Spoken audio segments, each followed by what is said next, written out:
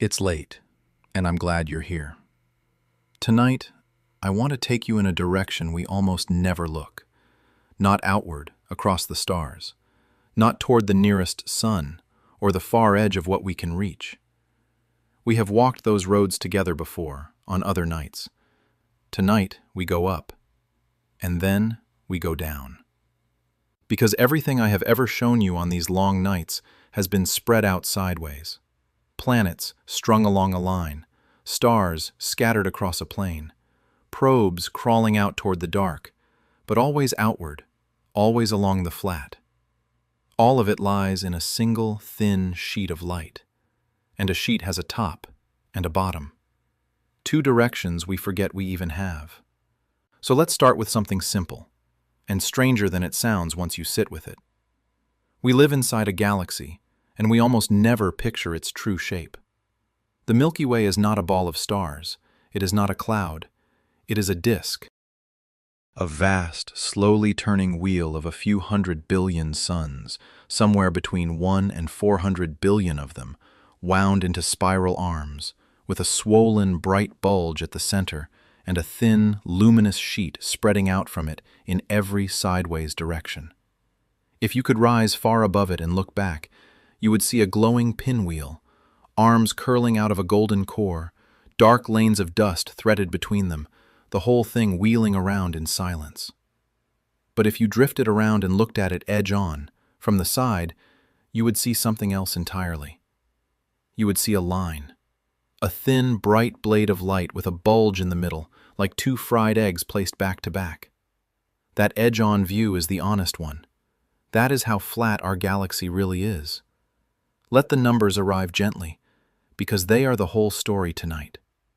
Side to side, the disk of the Milky Way is about 100,000 light-years across.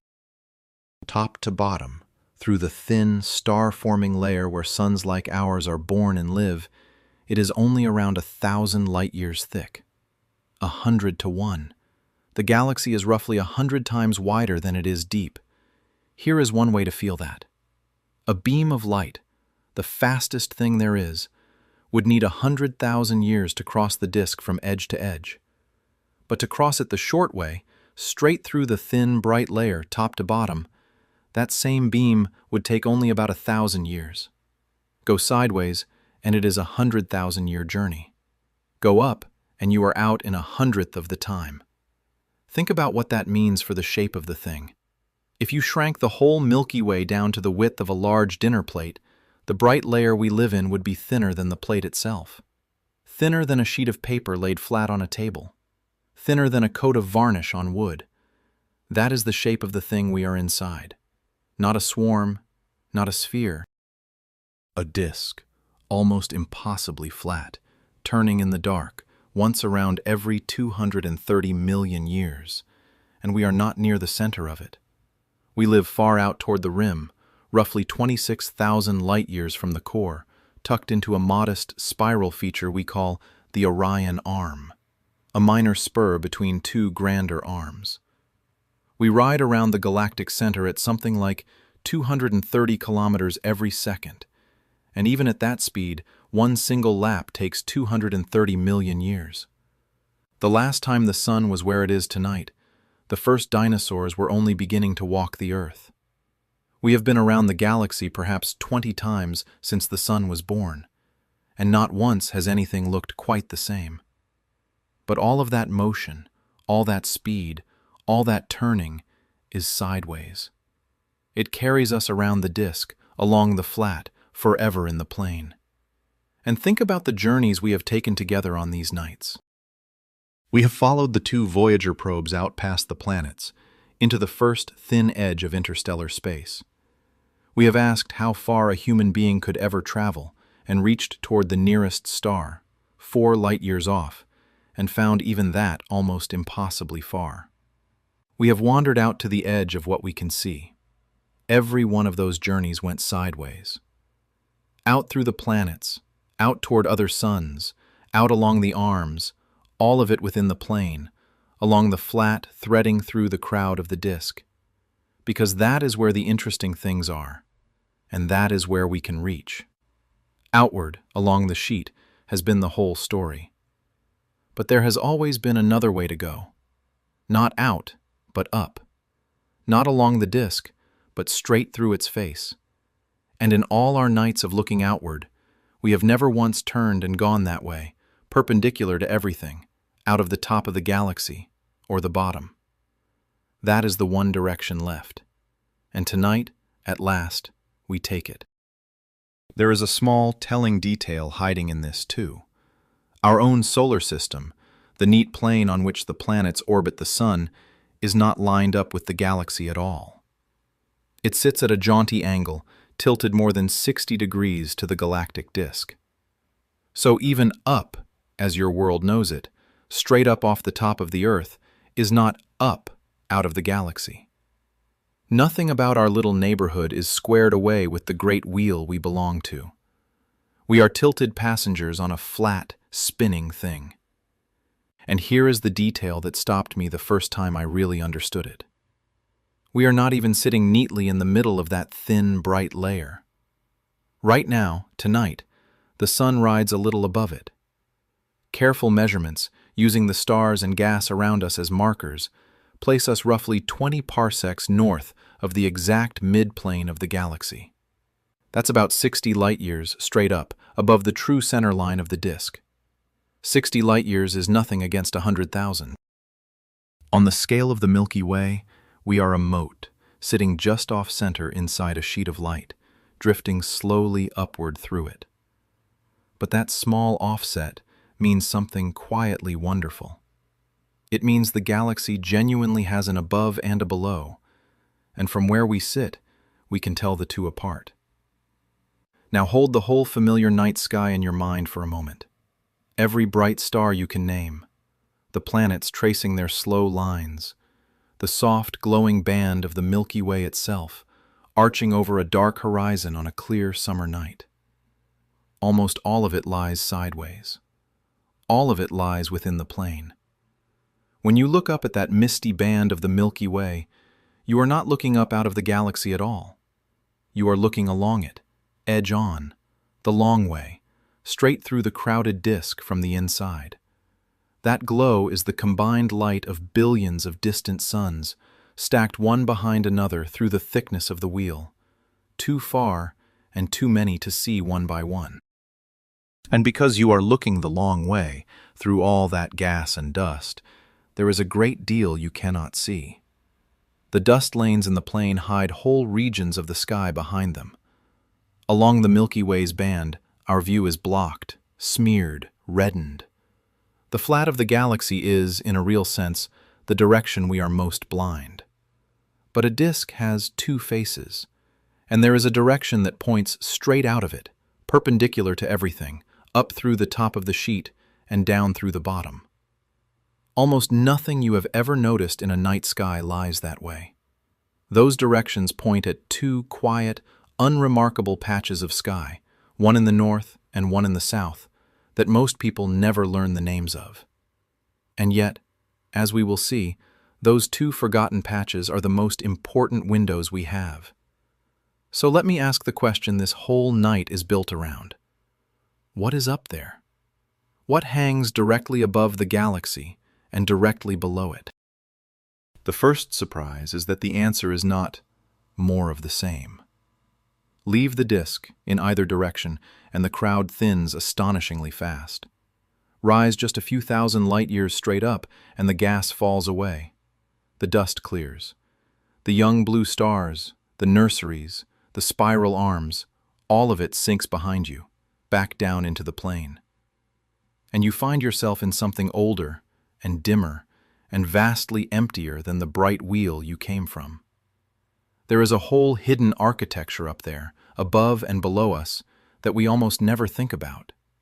Great ancient spheres of stars, hundreds of them, far older than the disk itself, the oldest things bound to our galaxy at all. The torn ribbons of smaller galaxies that our Milky Way has caught and pulled apart. Their stars strung in long streams arcing over the top and under the bottom of the disk. Faint companion galaxies hanging beneath us in the far southern sky, trailing gas behind them like smoke. And around every bit of it, unseen, an enormous invisible shell, a halo of dark matter so large that the bright disk we live in sits inside it like a single coin held in the palm of an open hand. We are going to climb straight up through all of it tonight, one layer at a time, and then we are going to turn and look down and see what hangs beneath us. We will learn how astronomers even decided which way is up. We will find the ancient spheres and the wreckage of eaten galaxies and the companions in the south. We will find out why, of every direction you could possibly look, up and down, out through the faces of the disk, are the only two through which we can clearly see the rest of the universe at all. And we will end somewhere I truly did not expect when I first started pulling on this thread. We will end with the slow, patient motion of our own sun, rising and sinking through this sheet of light, over and over, across the whole long age of the world. There is no dread in any of it. Nothing up there is coming for us. Nothing down there is waiting. This is simply the shape of our home, seen from an angle we usually forget we could take. So settle in. Let your shoulders drop. Let the room go quiet and warm, and let the day you have had sink away for a while. Tonight we leave the plane. We rise straight up out of the Milky Way, and then we sink straight down beneath it. And we finally find out what has been above us and below us this whole time. Before we can climb, we have to answer a question that sounds childish until you actually try it. Which way is up? In space, there is no up, no down, no ceiling, no floor. Drift far enough from any world, close your eyes, and open them again, and the words simply stop meaning anything. Every direction is the same open dark.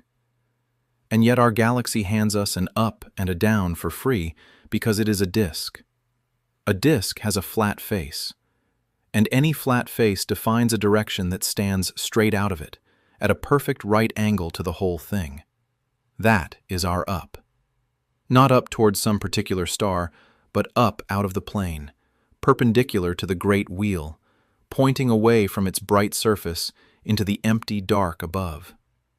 And down is simply the same line, the other way, straight out through the bottom face of the disk, into the empty dark below. Astronomers made this official a long time ago. They built a whole map of the sky around the shape of our galaxy, instead of the shape of the Earth. They took the flat midline of the Milky Way, the plane of the disk, traced out by where the stars and the gas are thickest, and called it the galactic equator, a great circle running all the way around our sky.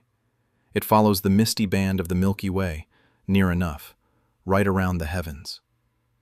The precise version of that map was pinned down using radio waves. Ordinary starlight is blocked by the dust of the plane, but the cold hydrogen gas of the disk glows softly in radio, and it shines straight through the murk. By listening to where that hydrogen lay thickest, astronomers found the true midline of the galaxy and fixed the whole coordinate system to it, a little over 60 years ago now. The map of up and down was drawn not by eye, but by radio. We had guessed at the shape long before we could measure it like that. More than 2 centuries ago, a patient astronomer named William Herschel tried to map the Milky Way the only way he could, by counting. He pointed his telescope at patch after patch of sky and simply tallied the stars, reasoning that where he saw more of them, the galaxy must reach farther. From those counts he drew the first real picture of our home, a rough, flattened slab of stars, wider than it was thick. He had the flatness right. He got only one big thing wrong. He placed the sun near the middle, because the dust hid the true, far-off center from him. It would take Shapley's globular clusters much later to move us off to the edge where we really sit. But Herschel had already seen, by counting alone, that we live in something flat. And then, at 90 degrees above that band and 90 degrees below it, they marked 2 special points: the North Galactic Pole and the South Galactic Pole. 2 directions standing perfectly perpendicular to the disk, the true top and bottom of our galaxy. Now here is the first quiet surprise. If you go looking for those poles in the sky, there is nothing there to see. The North Galactic Pole sits in a faint, easily missed northern constellation called Coma Berenices, Berenice's Hair. Its exact address is a patch of sky at about 12 hours, 51 minutes of right ascension, and 27 degrees north. There is no bright star marking the spot, no glowing sign that says this way is out. Just a dim, unremarkable stretch of darkness that happens to point straight up, out of the top of our galaxy. The South Galactic Pole is just as humble. It lies in the southern constellation of Sculptor, a dim scattering of faint stars named after a sculptor's workshop, low in southern skies. That patch of dark points straight down, out through the bottom of the disk. Two forgettable smudges of sky. And yet those two directions are, in a real sense, the most special the galaxy has. To understand why, put yourself back inside the disk, because you are inside it, right now, reading this. From in here, the plane of the galaxy is not something you look up at. It is your horizon.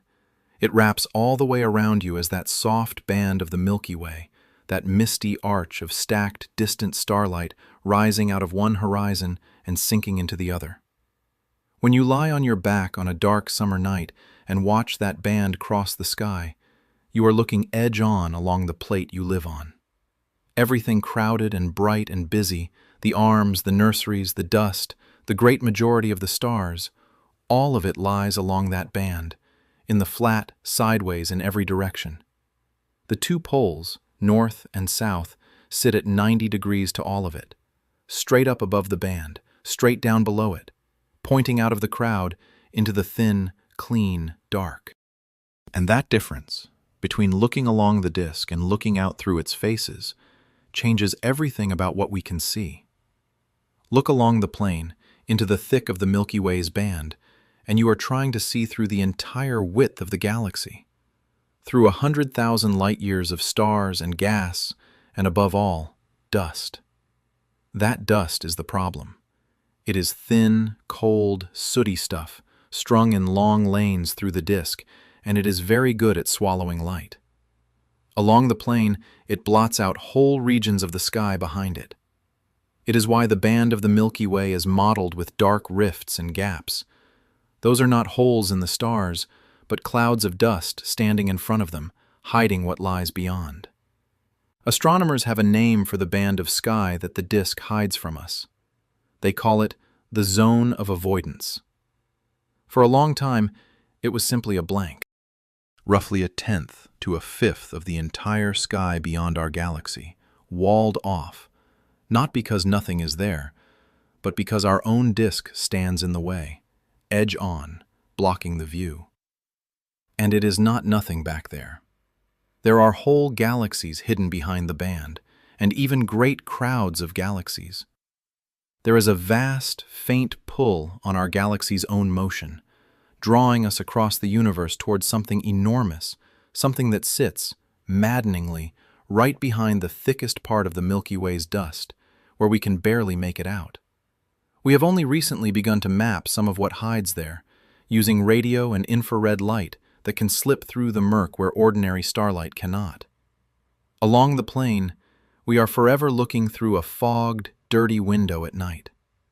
But turn 90 degrees, look up toward the North Galactic Pole, or down toward the south, and the window is suddenly almost perfectly clean, because in those directions there is barely any galaxy in the way.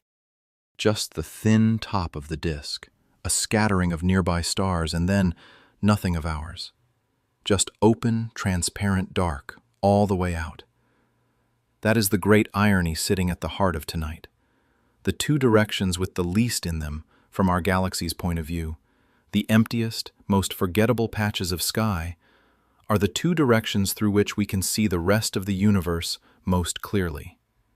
Up and down are not where our galaxy keeps its treasures. Up and down are our windows.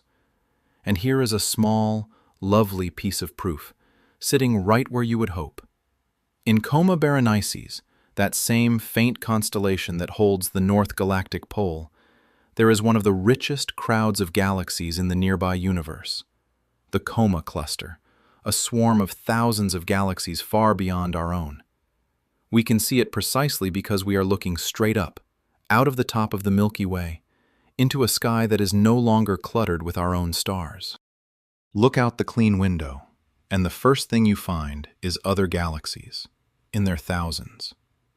There is a quiet consequence of all this for where you stand on Earth, too. Because the two poles sit on opposite sides of the sky, no single place on the ground can look straight up out of the galaxy and straight down out of it. From the northern half of the world, it is the North Galactic Pole that rides high overhead. The up is available to you, wheeling slowly across the year, while the down stays forever below your horizon. Cross to the southern half, and it reverses. Now Sculptor and the down swing up into view, and the northern pole sinks away. To see both faces of your own galaxy with your own eyes, you would have to travel the whole width of the Earth.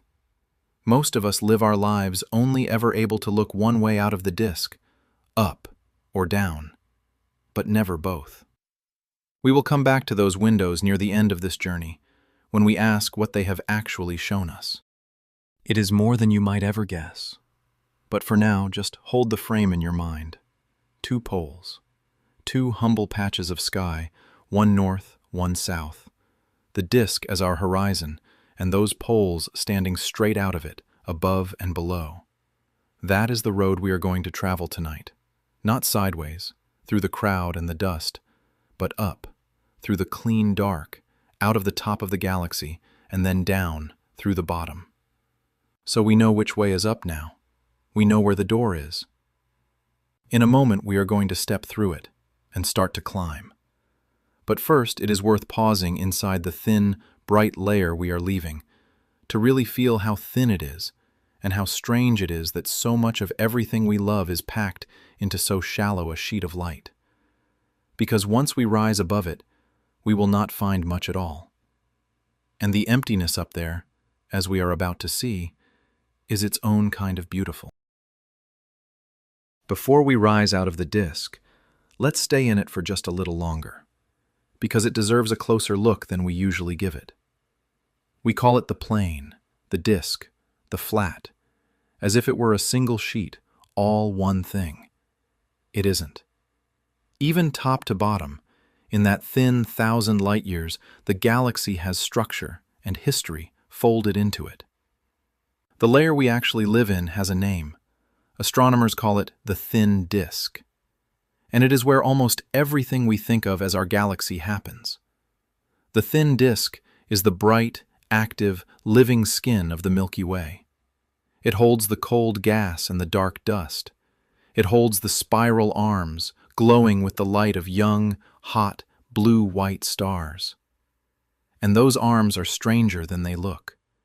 They are not solid, permanent structures, like the spokes of a wheel. They are more like slow waves, waves of compression that sweep around the disk, and wherever they pass, they squeeze the gas and set off the birth of new stars. The arms glow because they are the crests of those waves, lit up by the short-lived, brilliant suns that flare into being along them and burn out before they can drift far. Stars pass in and out of the arms over time. The arms themselves roll on. Our galaxy's grand design is written not in fixed stone, but in moving light. And the thin disk is not just where stars are born, it is where they are recycled. A massive star lives fast and dies young, and when it dies, it flings its enriched guts back out into the plane, seeding the gas with the heavy elements it forged. That enriched gas cools and gathers and collapses into the next generation of stars, a little richer than the last. Round and round it goes, all of it confined to this thin, bright layer.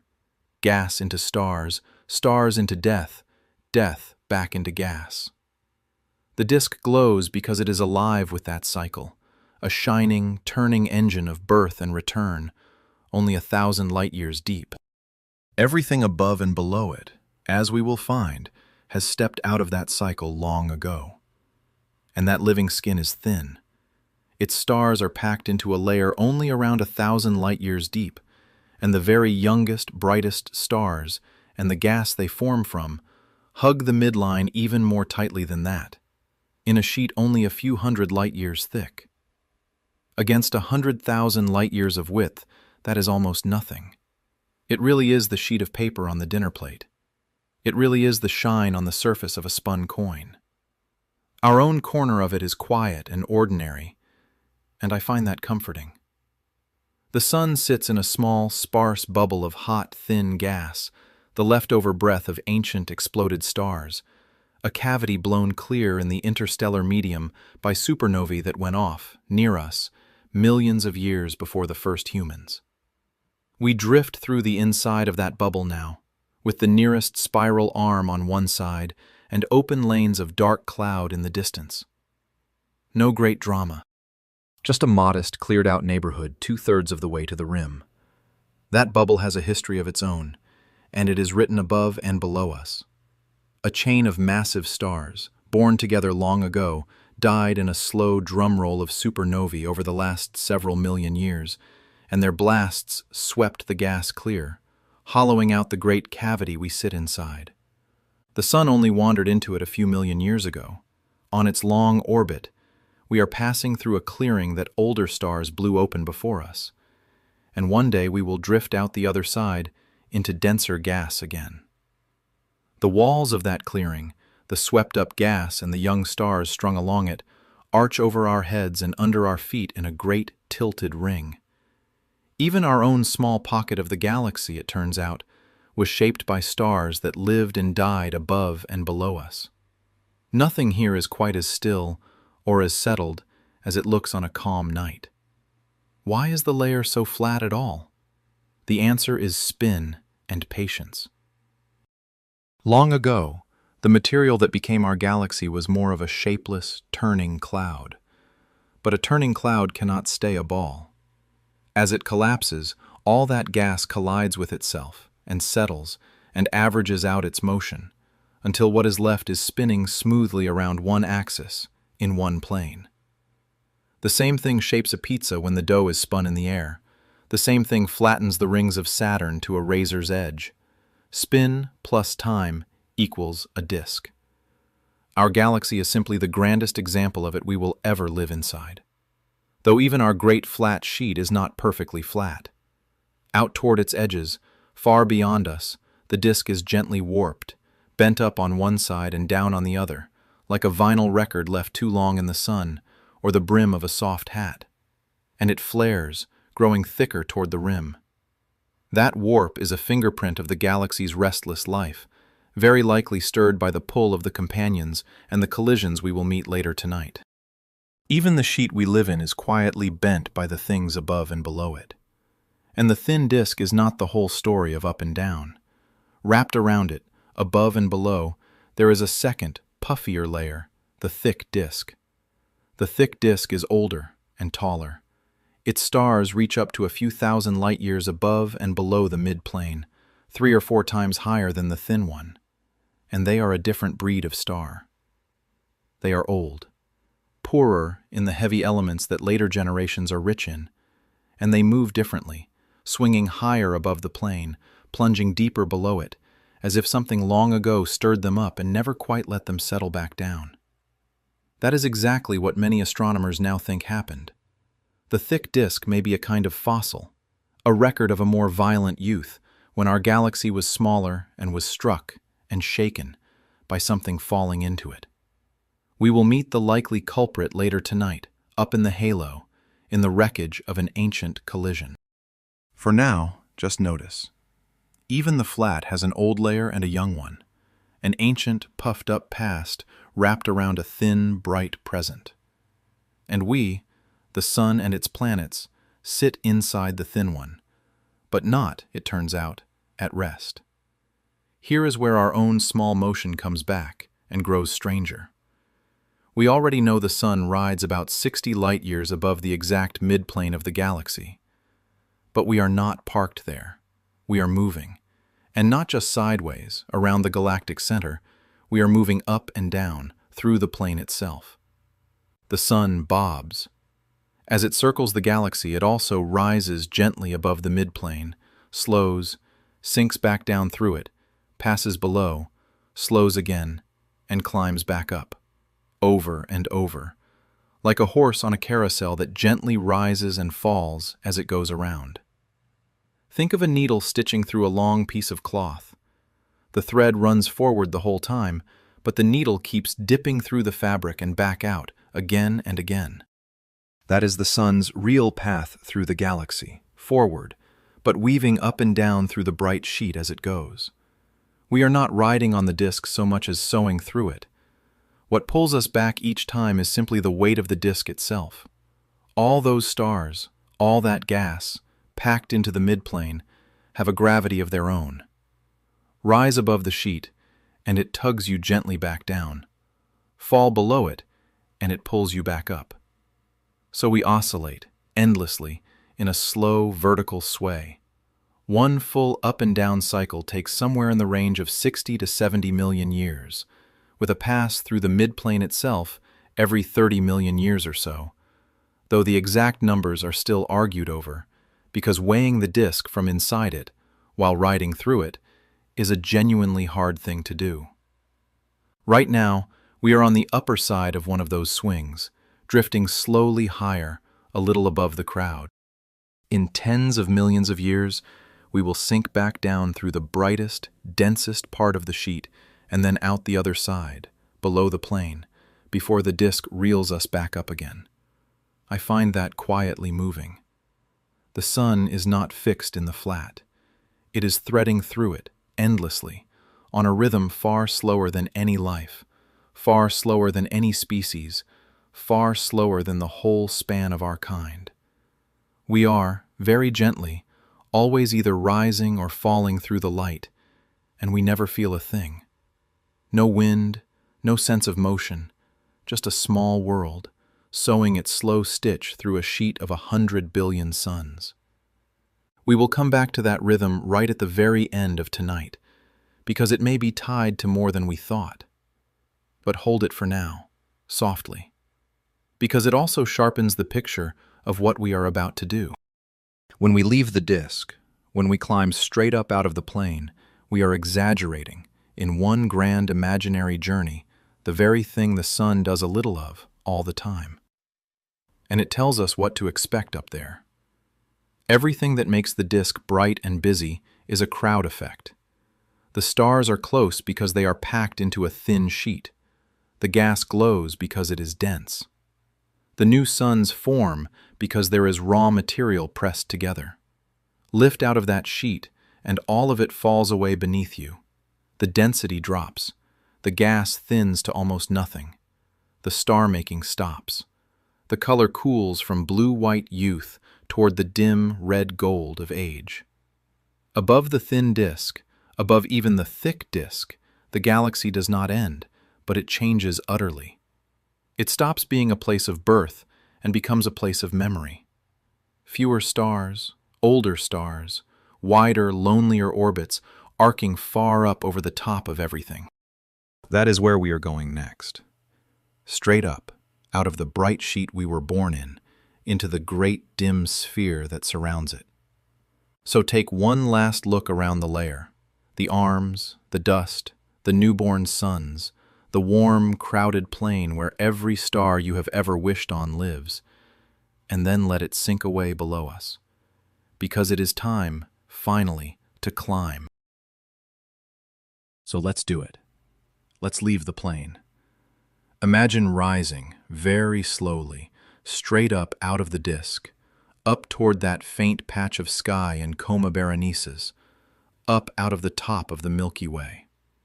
At first, almost nothing changes. You are still among familiar stars, still inside the bright sheet.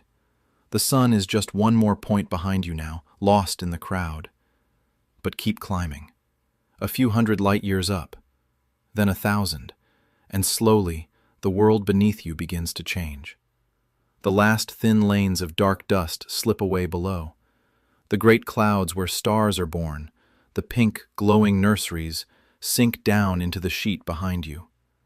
The young blue stars thin out, then vanish. They cannot follow. They belong to the plane. They were born there, out of the dense gas, and there they stay. And the crowd loosens. Stars grow sparse around you, and sparser, until the space you are drifting through is very nearly empty. Now turn, and look back down. And for the first time on any of these nights, you get to see it whole. Below you, spread out and glowing, is the Milky Way. Not a band across the sky anymore, but an object. A luminous pinwheel of a few 100 billion suns, arms curling out of a golden core, dark dust threaded between them, the whole thing turning with impossible slowness. That is home. That is the disk we have lived inside this entire time, seen at last from above, the way we could never see it from within. Every star you have ever named, every constellation, every planet, the whole of the night sky you have known your entire life, all of it is down there, packed into that one thin, glowing wheel beneath you. From up here, it is small enough to hold in your gaze. 100,000 light-years of galaxy, and you could cover it with an outstretched hand. And from up here, its flatness is obvious. Drift a little to the side, look at it edge on, and the grand pinwheel collapses to a thin blade of light, a bright line with a bulge in the middle, almost nothing above or below it. All that grandeur pressed into a sheet. But here is the thing. You are above it now, and you are not in empty nothing. You are inside something, something that does not shine, and that most people never picture at all. You are inside the halo. Around the bright flat disk of our galaxy, above it and below it, and out past its edges in every direction, there is a vast, roughly round cloud of stars. It does not turn in a neat sheet. It does not glow as a band. It is dim and enormous and old. This is the stellar halo of the Milky Way. It is not crowded. Its stars are spread so thinly, through so gigantic a volume, that if you stood among them, you might see only a scattering of faint suns and think you were nowhere at all. The halo is mostly emptiness with stars sprinkled through it, like a few grains of dust drifting in a darkened cathedral. Add up all its light, spread through all that space, and the whole enormous stellar halo shines with only a small fraction of the light of the bright disk it surrounds. It is vast and faint and easy to forget, which is exactly why so few people ever picture it. But those scattered stars are extraordinary, because they are old. Among the very oldest stars in the entire galaxy, 12, 13 billion years old, nearly as old as the universe itself. Astronomers first realized that our galaxy came in two great families of stars in the 1940s. During the war, with the city lights of Los Angeles darkened for fear of attack, an astronomer named Walter Baade used the unusually clear, dark skies to study the stars of a neighboring galaxy, and saw that they fell into two distinct kinds.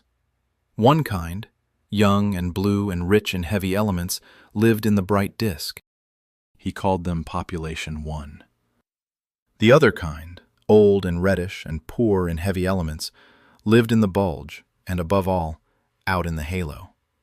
He called them Population 2. That old population, Population 2, is what surrounds us now, out here above the plane. And you can read their age and what they are made of. The first stars in the cosmos formed from almost pure hydrogen and helium, the raw gas of the young universe, with almost none of the heavier elements.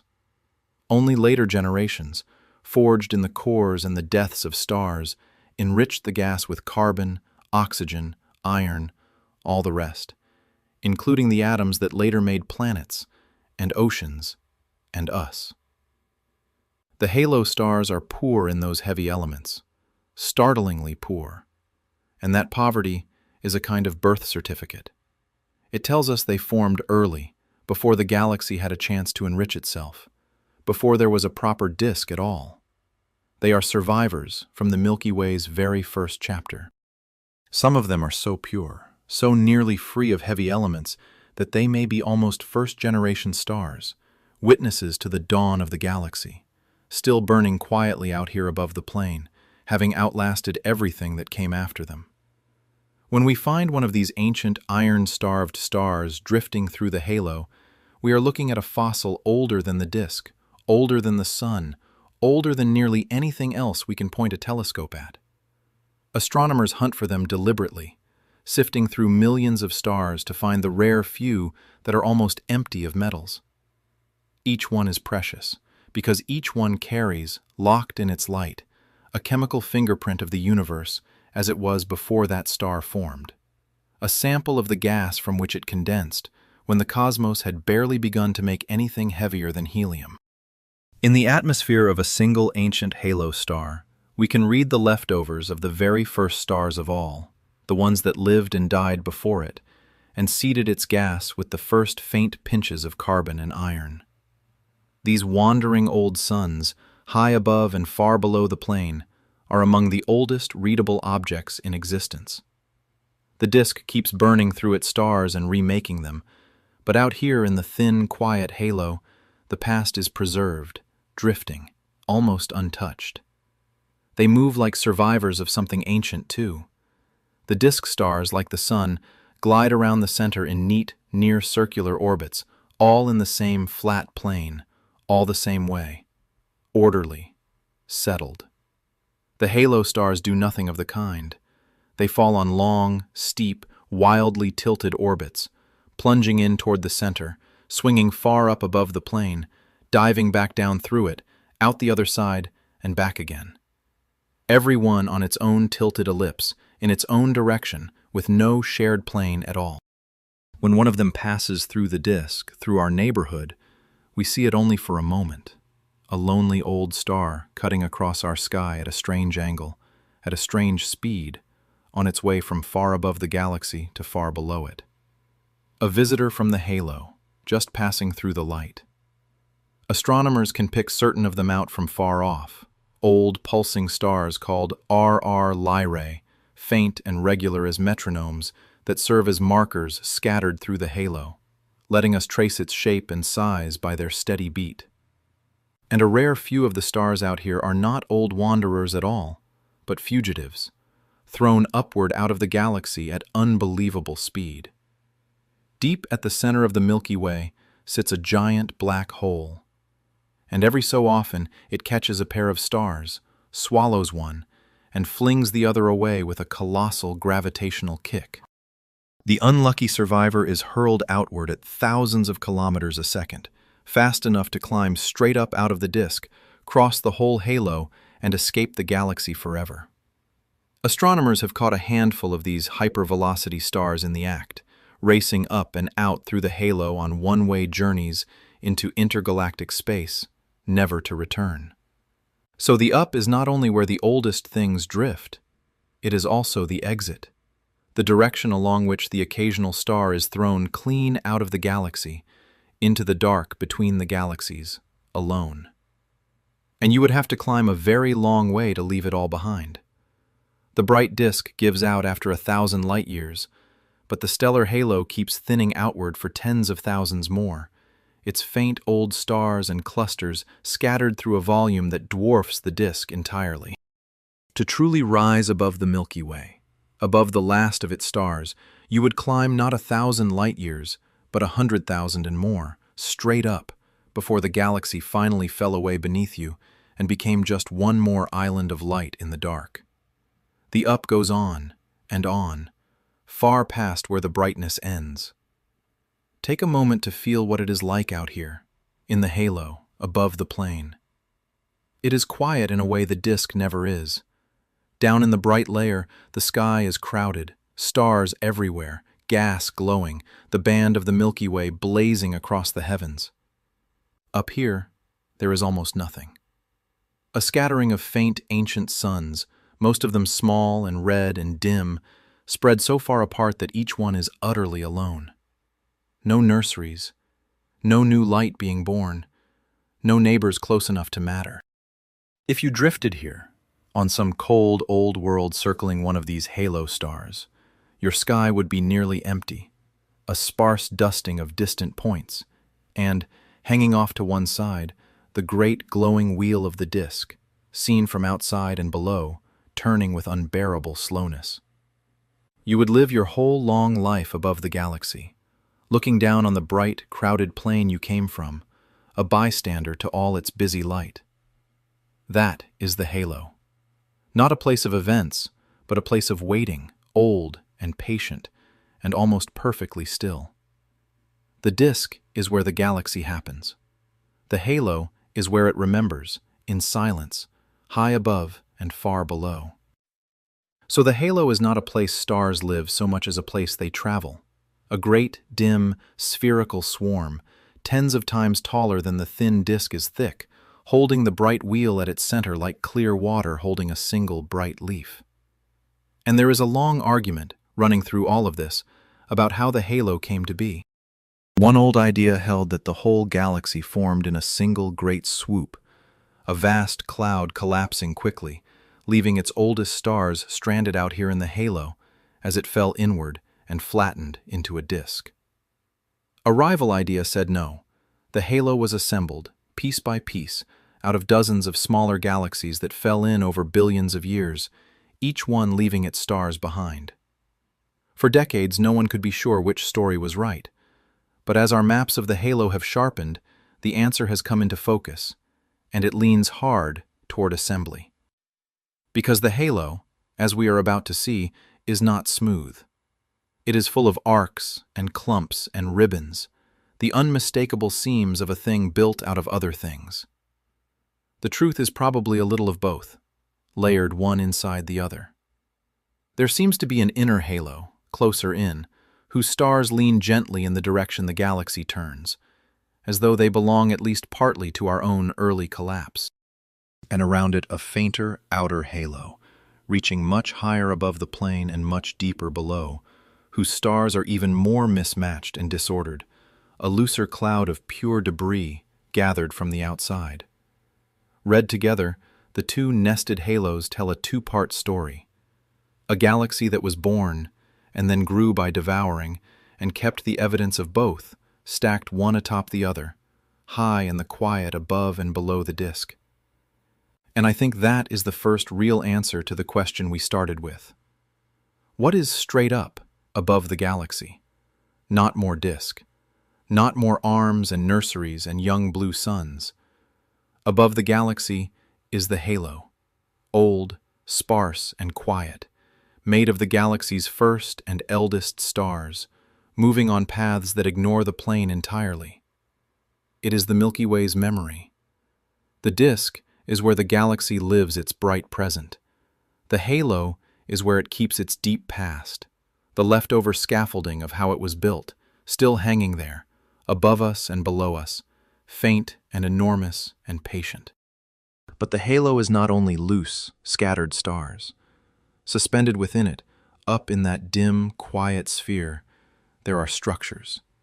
Concentrated, glorious, ancient structures, great balls of hundreds of thousands of stars, some of the oldest and most beautiful objects our galaxy owns.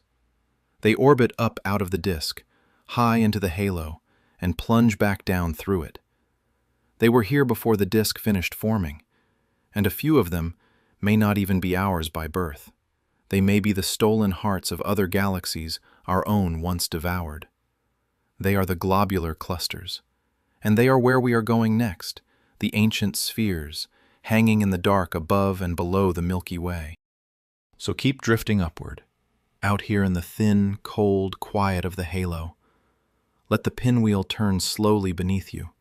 Feel how far you have come from the warm, crowded plane, and how much stranger and older the sky has become around you. And watch the dark ahead, because it is not entirely empty. Something is glinting up there, small and round and very, very old. The glint ahead of us resolves as we rise into something round, then into something breathtaking, a great ball of stars hanging alone in the dark above the galaxy, tens of thousands, hundreds of thousands, sometimes millions of suns, packed into a sphere only 100 or so light years across. This is a globular cluster, And it is one of the oldest, most beautiful things our galaxy owns. Picture the density of it. Out here in the thin disk, in our own neighborhood, the nearest star to the Sun is more than 4 light-years away, an enormous gulf of empty dark. Between one sun and the next, nothing but night. At the heart of a globular cluster, stars are packed hundreds, even thousands of times more tightly. Suns crowd close on every side, near and bright, a swarm of them filling the sky. If you stood on a world deep inside one, there would be no true night, ever. The sky would blaze with thousands of stars bright enough to read by, a dome of steady fire in every direction, all the way down to the horizon. No darkness to fall asleep under, just endless, gentle starlight, from every side at once. A strange thought, on a night like this. A place in our own galaxy where night itself never comes. And every one of those neighboring suns would be old and reddish and calm, ancient companions crowded close on every side, so that the whole sky would glow a soft amber, warm and unchanging, held that way for longer than the Earth has existed. Our galaxy holds about 150 of these clusters that we know of, and they do not live in the disk. They live up here, in the halo, above the plane and below it, scattered through that great dim sphere we have climbed into. They orbit the galactic center on long, plunging, tilted paths, exactly like the halo stars we met before. Each one climbs far up over the top of the disk, hangs for a while in the quiet, then falls back down, sweeping clean through the plane and out the other side, before rising once again. They are forever crossing between the up and the down. And here is where they gave us one of the great gifts in all of astronomy. Because the shape of where they hang is the reason we know our own place at all. A little over 100 years ago, in 1918, an astronomer named Harlow Shapley set out to map them. He measured the distances to dozens of globular clusters, 93 of them in the end, using pulsing stars inside them as mile markers. And when he plotted where they sat in space, he found something that shook the astronomy of his day. The clusters were not spread evenly around us. They were not centered on the sun at all. They formed a great sphere, and the center of that sphere lay far away, tens of thousands of light-years off, in the direction of the constellation Sagittarius. The globular clusters were circling something distant, and it was not us. That distant point was the true center of the Milky Way. And in one stroke, Shapley had shown that the sun is not at the heart of the galaxy, but far out toward the edge, exactly the off-center place we now know it to be, some 26,000 light-years from the middle. It was a Copernican moment, all over again. First, the Earth had been moved from the center of the solar system. Now the sun was moved from the center of the galaxy, on the evidence of these ancient spheres hanging above and below the plane. Shapley was so taken with the size of his sphere that, a couple of years later, he stood up in a famous public debate and argued that the Milky Way was so vast it must be the entire universe, that the faint spiral smudges other astronomers were finding were just nearby clouds within it. On that last point he was wrong, as we will see near the end of tonight, when those spirals turn out to be whole other galaxies. But on the shape of our own galaxy, and our humble place off to one side of it, he was exactly right. The globular clusters had drawn us a true map of the galaxy and of our modest seat within it. And they are old. This is the part that gives me chills, quietly. Globular clusters are among the very oldest structures in the entire galaxy, around 12 to 13 billion years old, older than the disk, older than the sun by more than twice over, nearly as old as the universe itself. They are time capsules. Each one is a sealed sample of the early cosmos, a crowd of stars that all formed together near the beginning and have circled the galaxy in the dark ever since, largely unchanged. When we study them, we are reading the galaxy's first pages, and we can read their age with real confidence because a cluster is a clock. All its stars were born at the same moment, but they do not age at the same rate. The heavy, brilliant ones race through their fuel and die young, while the small, faint ones burn slowly and live almost forever. So as the eons pass, a cluster loses its brightest members first, then the next brightest, working steadily down the line. Look at which stars are just now reaching the end of their lives, and you can read, like a mark on a slowly burning candle, exactly how long the whole cluster has been alight. For the oldest globulars, that mark reads back nearly to the beginning of everything, 13 billion years. It was measurements like these, in fact, that once posed a famous puzzle. Some clusters seemed almost as old as the universe was thought to be, or even older, until we sharpened both numbers and they finally settled into place, the clusters just younger than the cosmos that made them. You can even find them yourself, if you have a dark sky and a little patience.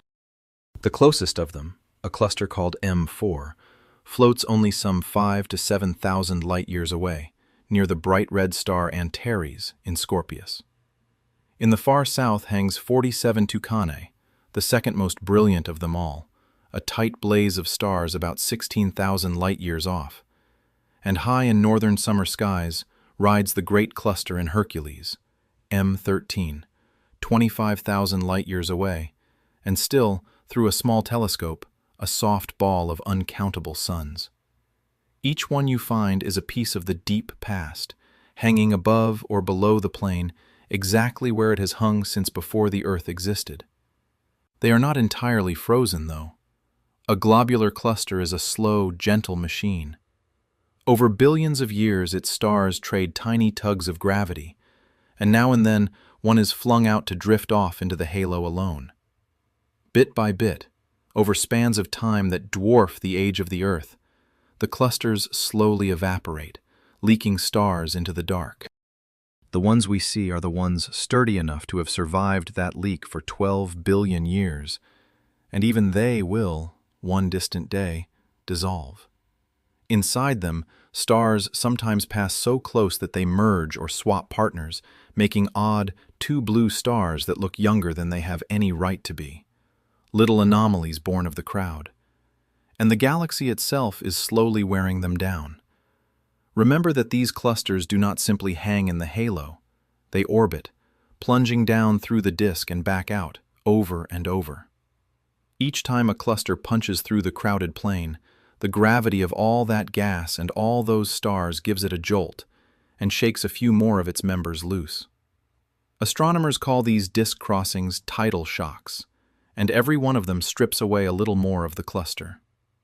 Some globulars trail thin streams of lost stars behind them along their orbits, like a bucket with a slow leak, marking the path they have taken through the halo. The biggest clusters have another fate. The galaxy's pull drags on them so steadily that, over billions of years, they slowly spiral inward toward the center, to be shredded at last. So even these ancient spheres are not permanent. They are the survivors, the ones that have made the most crossings and are still, for now, holding together against the slow grind of the galaxy. They also carry a small, human history with them. 2.5 centuries ago, when astronomers first swept the sky with modest telescopes, these clusters appeared as soft, round, fuzzy patches, not stars, but not quite anything else.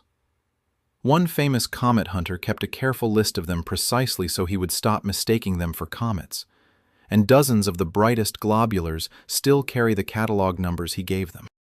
It was only when larger telescopes came along that those fuzzy patches finally resolved into what they truly are. Not clouds, but cities. Each one a swarm of hundreds of thousands of separate suns, packed into a ball above the plane of our galaxy. The moment a cluster resolves into individual stars, through a good telescope on a dark night, is one of the quiet wonders of stargazing. A smudge becoming a multitude. And those cities of stars taught us something profound. They taught us how stars themselves grow old. Because every star in a globular cluster was born at the same time, from the same cloud, and sits at the same distance from us. A cluster is a perfect natural experiment. The only real difference between its stars is their mass. So, when we sort a cluster's stars by color and brightness, we are not looking at a jumble. We are looking at a single generation caught at every stage of aging at once. The heavy, fast-living stars already swollen and dying, the light, slow ones still steady.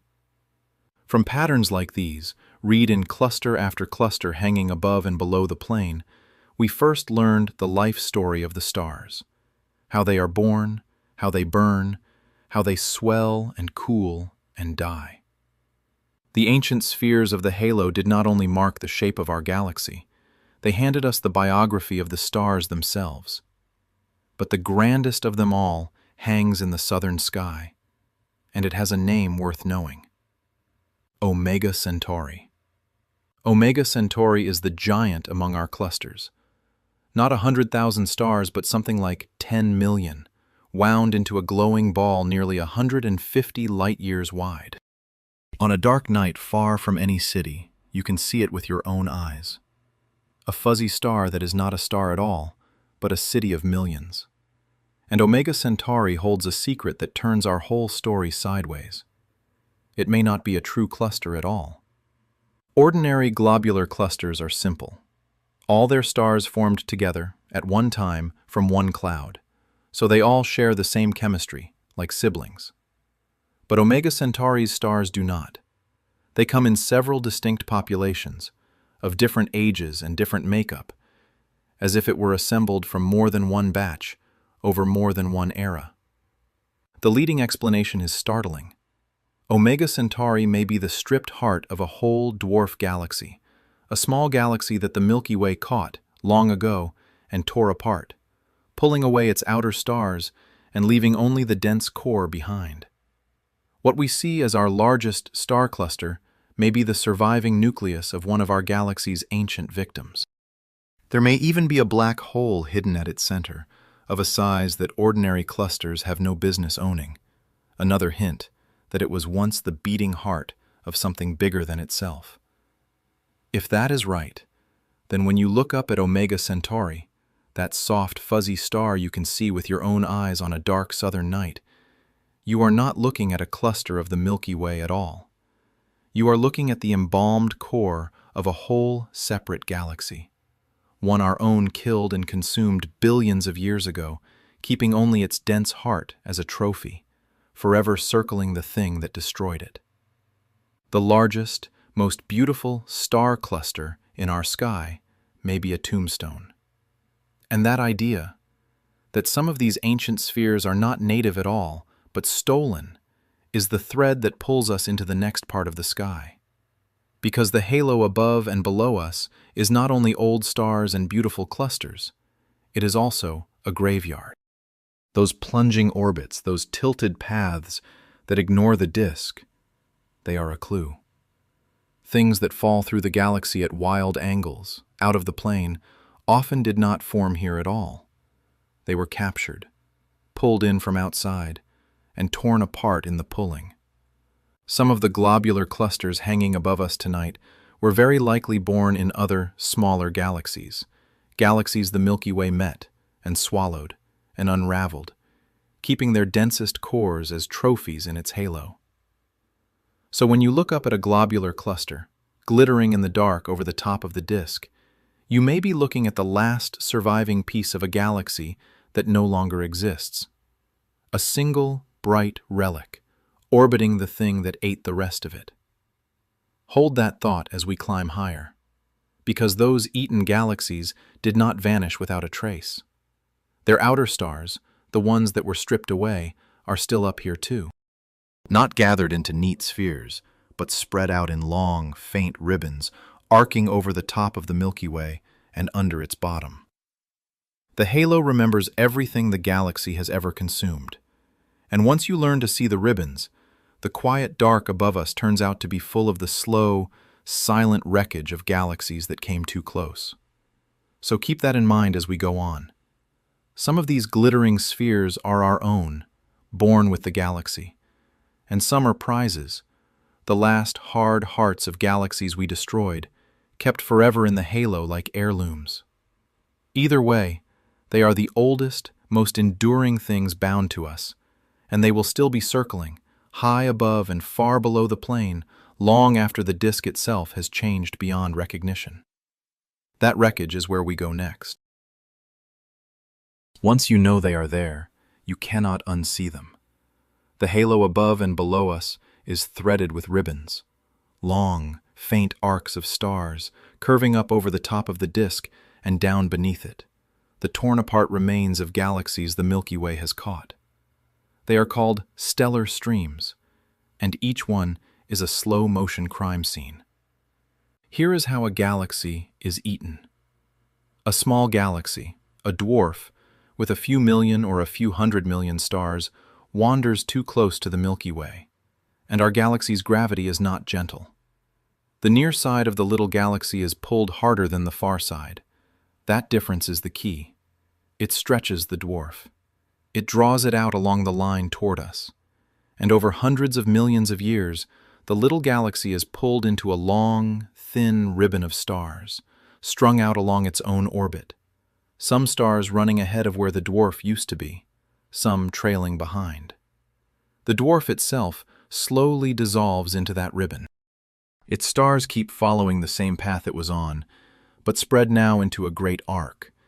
And because these little galaxies fall in from all angles, out of the plane, the ribbons they leave arc high over the poles of the Milky Way, up above the disk, and down below it, wrapping the bright wheel in faint loops of stolen stars. For most of history, we could not see them at all. The stars in a stream are spread so thin and scattered across so much sky that no eye and no ordinary photograph could pick them out from the ordinary stars of the halo. A stream is not something you can point a telescope at. It is a pattern you have to find, hidden in the positions and colors of millions of stars at once. It took enormous surveys to make the ribbons appear, cameras that mapped great swaths of the sky, star by star, and computers that sorted them by color and distance and motion. When astronomers first did that, a little under 20 years ago, and drew a map of the outer halo, they were stunned. The sky above the galaxy was crossed with arcs and loops and tails, overlapping and interwoven, far more of them than anyone had expected.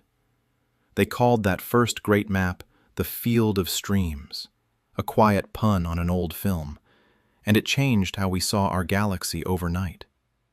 What had looked like a smooth, featureless halo turned out to be a tangled attic of debris, crossed and recrossed with the ghostly trails of everything the Milky Way had ever pulled apart.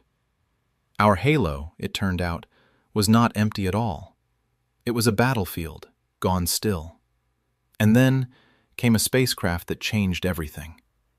In 2013, Europe launched a small observatory called Gaia with a single obsessive purpose: to measure, with almost unbelievable precision, the position and motion of well over 1 billion stars, where each one sits, which way it is going, and how fast.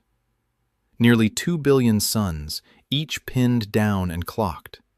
With Gaia's map, the ribbons and swarms in the halo leapt into focus.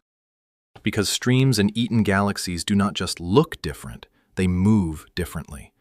All their stars sharing the peculiar motion of the galaxy they used to belong to. Sort the halo by motion, and the ghosts of old galaxies simply appear. It has grown into a whole new science, with a name I love: galactic archaeology. Instead of digging in the ground, we sift through the motions of stars, and out of that sifting comes the buried history of our galaxy, which pieces fell in, and when, and from where. Every old star out here above the plane is a potsherd, carrying in its path and its chemistry the memory of where it came from. Slowly, patiently, we are assembling the family tree of the Milky Way, the galaxies it was born with, the ones it married, the ones it ate. And the tree is not finished. Our galaxy is still growing even now, still digesting the Sagittarius dwarf overhead, still reaching down to pull at the Magellanic Clouds below. The mergers we read in the halo are not only ancient history. They are a process still underway, above us and beneath us, tonight. The clearest example of a galaxy being eaten is happening right now, and it has a name. the Sagittarius dwarf. We only discovered it in 1994, remarkably late, because it lies on the far side of the galactic center, partly hidden behind the bulge. It is a small galaxy on a nearly polar orbit, one that carries it up over the top of the Milky Way and down under the bottom, again and again. And it is being destroyed. Each time it plunges through the disk, our galaxy tears more of it away. Its stars are now smeared into an enormous stream that wraps more than once around the entire Milky Way, a vast ring of debris looping over both poles. The Sagittarius dwarf is, quite literally, coming apart above and below us as we speak. Some think its repeated plunges through the disk have even sent ripples through our spiral arms, like a stone dropped through a pond, again and again. It has brought its own treasures with it, too. At the dense heart of the Sagittarius dwarf sits a globular cluster of its own, and as our galaxy digests the dwarf, that cluster, and several others it carried, are being handed over to us. Some of the globulars we counted earlier, hanging in our halo, are spoils of this exact meal. The victim arrives bearing gifts. But the Sagittarius dwarf is a small course. To find the biggest, we look not at the sky but at the motion of the stars, and at one of the great discoveries of the last decade. When researchers mapped how the halo stars around us were moving, using Gaia's precise motions, a shape jumped out of the data. A great cloud of stars, all moving in the same peculiar way, not circling the galaxy, but plunging straight in toward the center and back out again, on long, stretched, radial paths. Plotted out by their motion, that cloud of stars made a distinctive, elongated shape, and the astronomers who found it gave it a nickname that stuck: the sausage. Its full name is Gaia Enceladus, and it is the ghost of the largest galaxy the Milky Way ever ate. For a long time it was invisible to us because its stars are scattered all through our own neighborhood, mixed in among the local stars, indistinguishable to the eye. It was only when we could measure how they move, plunging on those long, radial paths, so different from the calm circling of the disk, that the ghost stepped out of the crowd, and we realized how many of the old stars around us are not ours by birth at all. Around 8 to 11 billion years ago, recent work leans toward the earlier end, perhaps 11, a substantial galaxy, maybe a quarter or more the size of the young Milky Way, crashed into ours. It was the last truly major merger in our galaxy's history, and it left its mark everywhere we now look.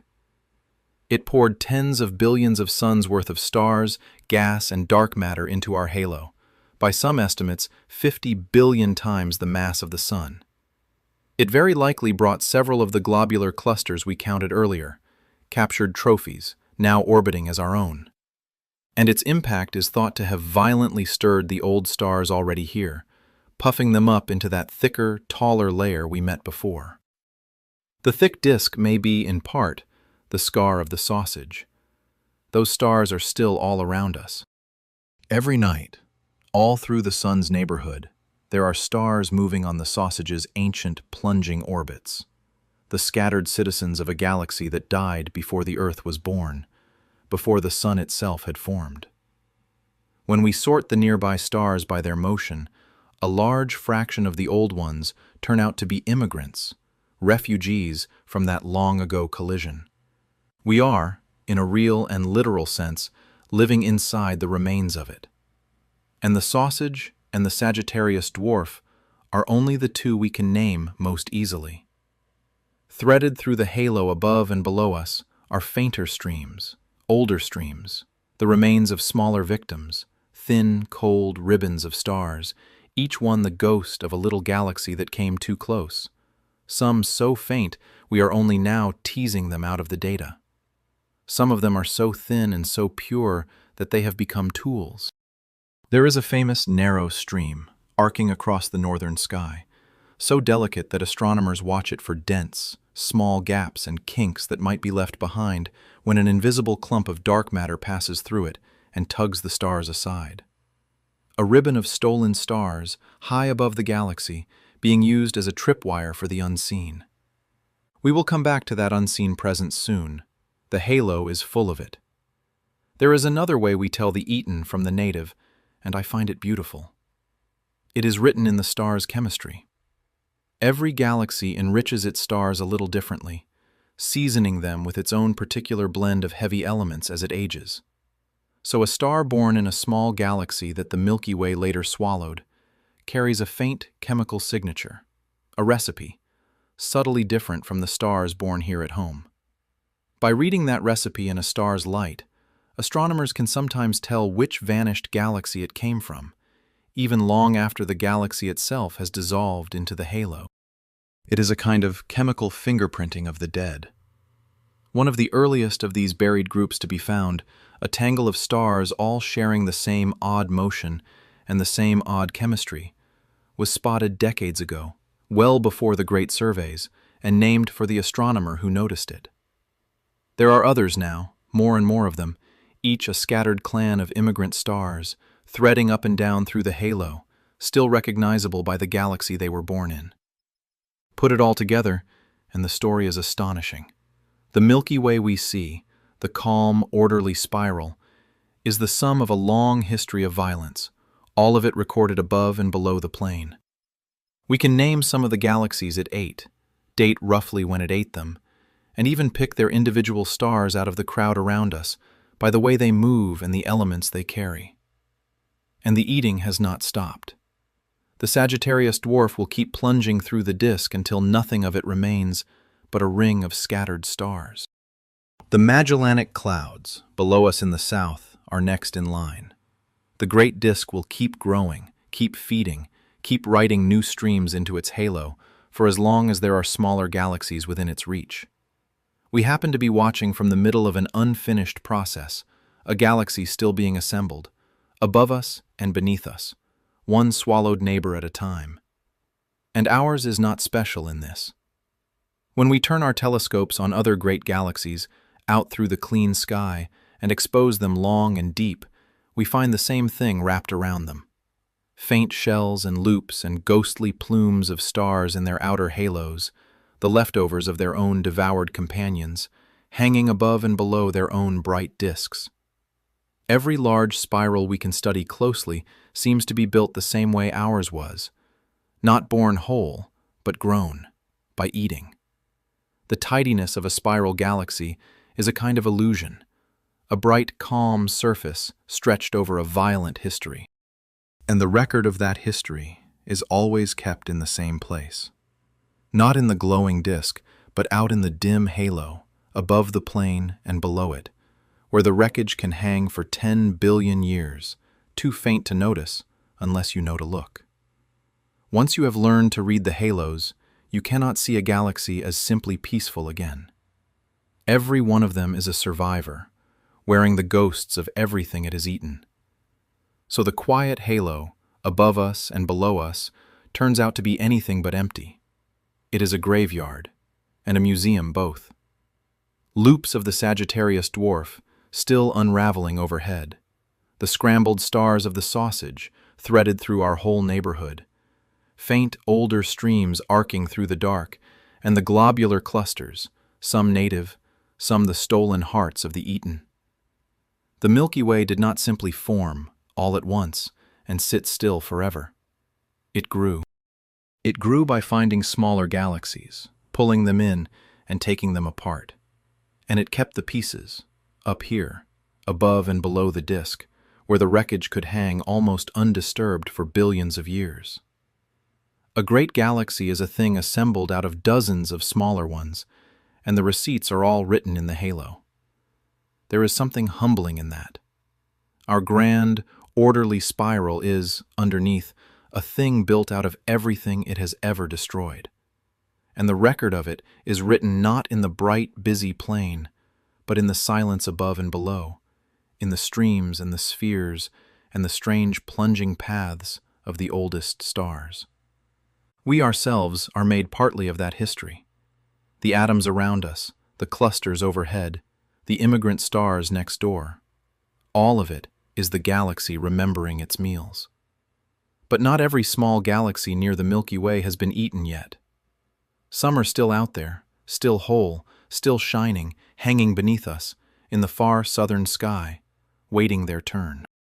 The two brightest of them have been visible to human eyes for as long as there have been human eyes to see. Sailors steered by them. Whole cultures told stories about them.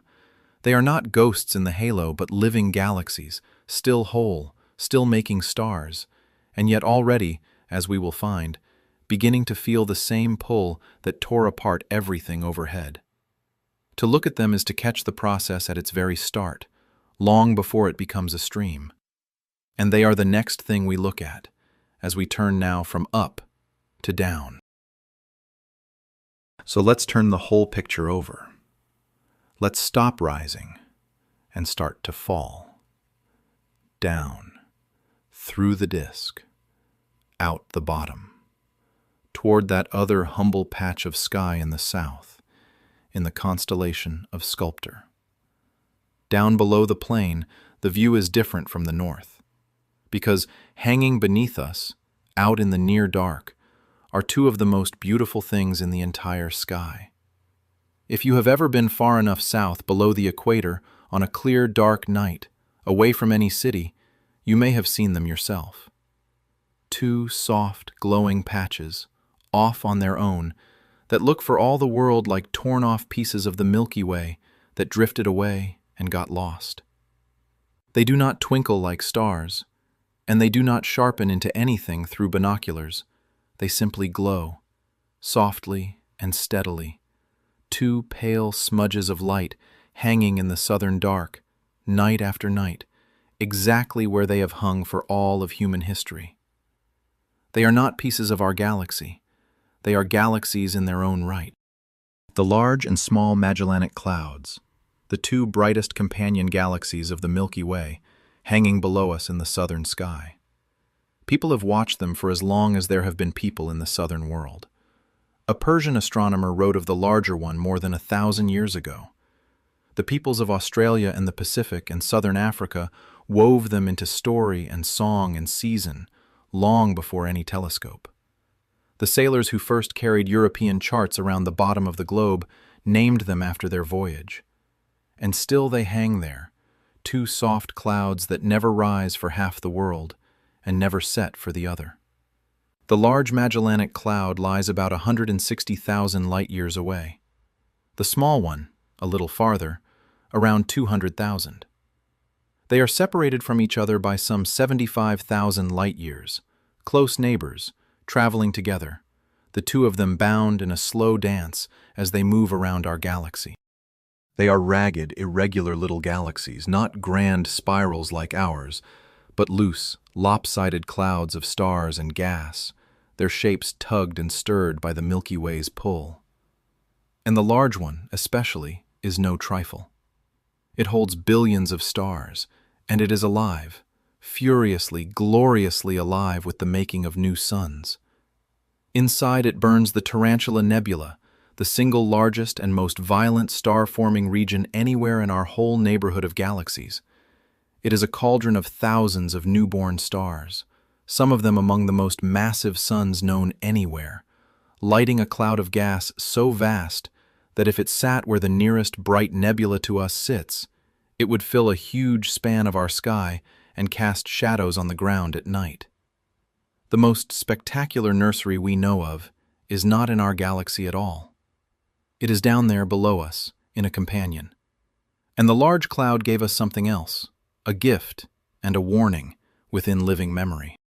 In 1987, a star in that little galaxy reached the end of its life and exploded. The light of it arrived at Earth in February of that year, and for weeks it was visible to the naked eye, a new point of light in the southern sky. It was the nearest supernova anyone had seen in almost 400 years, since before the telescope was invented. And it came from down there, below our plane, out of one of our small companions. But the light was not even the first news to reach us. A few hours before the glow appeared, deep underground, detectors on Earth caught a whisper of ghostly particles, neutrinos, blown out of the dying star's collapsing core, having crossed 160,000 light-years to pass through our planet. 24 of them, in a handful of seconds. It was the first time we had ever felt the actual death of a star's heart, and it came from a galaxy hanging beneath our own. The down was not empty. The down is where the sky last let us witness a star die, close up, and we have been watching the wreckage ever since. In the years that followed, a delicate ring of gas around the dead star, cast off long before it exploded, slowly lit up, one bead at a time, as the blast wave finally reached it and set it glowing, like a string of lamps coming on around a stage. For decades, astronomers searched the debris for the star's collapsed heart, the dense little corpse a supernova should leave behind, and for a long time, the dust hid it. Only recently have they finally caught its faint glow, buried in the ruins, confirming that a newborn stellar remnant sits there still, cooling in the dark of the large Magellanic Cloud. A whole slow drama of death and afterlife, playing out over a human lifetime, straight down below the plane of our galaxy. These are our companions, then. Real galaxies, orbiting the Milky Way, hanging below the plane of our disk in the southern dark. Alive with young stars, marked by a recent death, bound to each other and to us. But our galaxy is not a gentle host. Look closely, and you find that the clouds are already being pulled apart. Trailing behind them, stretched across the southern sky, there is a vast ribbon of cold gas, the Magellanic Stream. It has been torn out of the two clouds by the Milky Way's gravity, drawn out into a long streamer that arcs across the sky and down toward the south galactic pole, feeding slowly into our own galaxy. We are, very gently, beginning to eat them. The Magellanic Clouds are, in a sense, the future streams of our halo, companions today, torn ribbons tomorrow, over the kind of time the galaxy keeps. The wreckage we found above us in the north, arcing over the poles, is simply the finished version of what is starting to happen to the clouds in the south. We are watching, in slow motion, the opening of a story whose ending is written all across the northern halo. There is a real debate about their fate. For a long time we assumed the clouds had circled the Milky Way many times over billions of years, patient, long-term satellites. But newer measurements of their motion suggest they may be relative newcomers, perhaps falling toward us for the first time, only now beginning the long process of capture. And the large cloud may be far heftier than we once thought, massive enough that it is not merely orbiting us, but tugging back, pulling the whole Milky Way slightly toward it as it comes. Our largest companion is big enough to move its host. That single fact, as we will see much later, may even reshape the fate of our entire galaxy. The two clouds are not gentle with each other either. The large cloud, being the heavier of the pair, has been savaging its smaller sibling, pulling streams of stars and gas straight out of the small cloud, distorting it, tearing it gradually apart. A thin bridge of stars stretches between the two of them, drawn out by that struggle, and much of the great trailing stream of gas we just spoke of was ripped mostly from the smaller cloud. So even down here, below the plane, among our own companions, the same story is playing out in miniature, the larger devouring the smaller, the way the Milky Way devours them both. It is galaxies eating galaxies all the way down, and the two bright clouds are only the beginning of what hangs beneath us. In just the last couple of decades, as our surveys of the sky have deepened, we have found a whole hidden swarm of far fainter companions, ultra-faint dwarf galaxies, so dim that each holds only a scattering of stars, so ghostly that we can barely tell them apart from the empty halo. Dozens of them have turned up, circling the Milky Way above the plane and below it, and there are almost certainly more we still cannot see. They are the faintest galaxies known anywhere in the universe, tiny, ancient, nearly starless clots, most of their substance the same invisible mass we will meet in a moment. The space below us, and above us, is quietly crowded with these dim little worlds of worlds, a faint family we are only now learning to count. There is a reason so much of this richness lies to the south, and it is worth a moment. The bright center of our galaxy, its dense golden heart, sits toward the southern constellation of Sagittarius, so the grandest, thickest, most luminous stretch of the whole Milky Way arches across southern skies. And it is there, in the same rich southern dark, that the Magellanic Clouds hang, and the swarm of faint dwarfs, and the south galactic pole itself. For the peoples who lived beneath those skies, this was the deep end of the heavens, brighter, stranger, fuller than anything the north could show.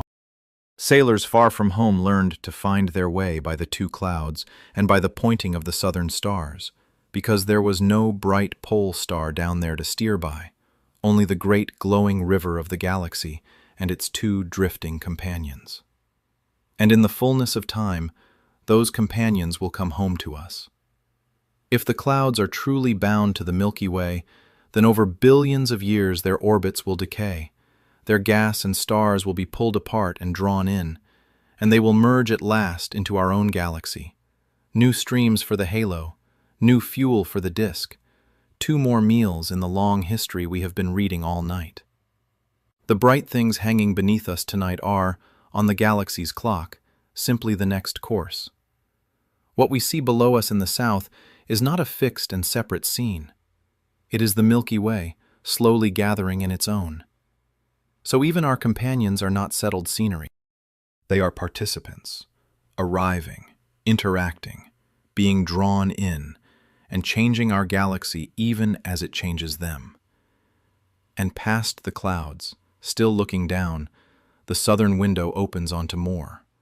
Not far from the south galactic pole itself, there is a faint, sparse little galaxy called the Sculptor Dwarf, one of the small, dim, spheroidal satellites that orbit the Milky Way, so faint it went unnoticed until the 20th century.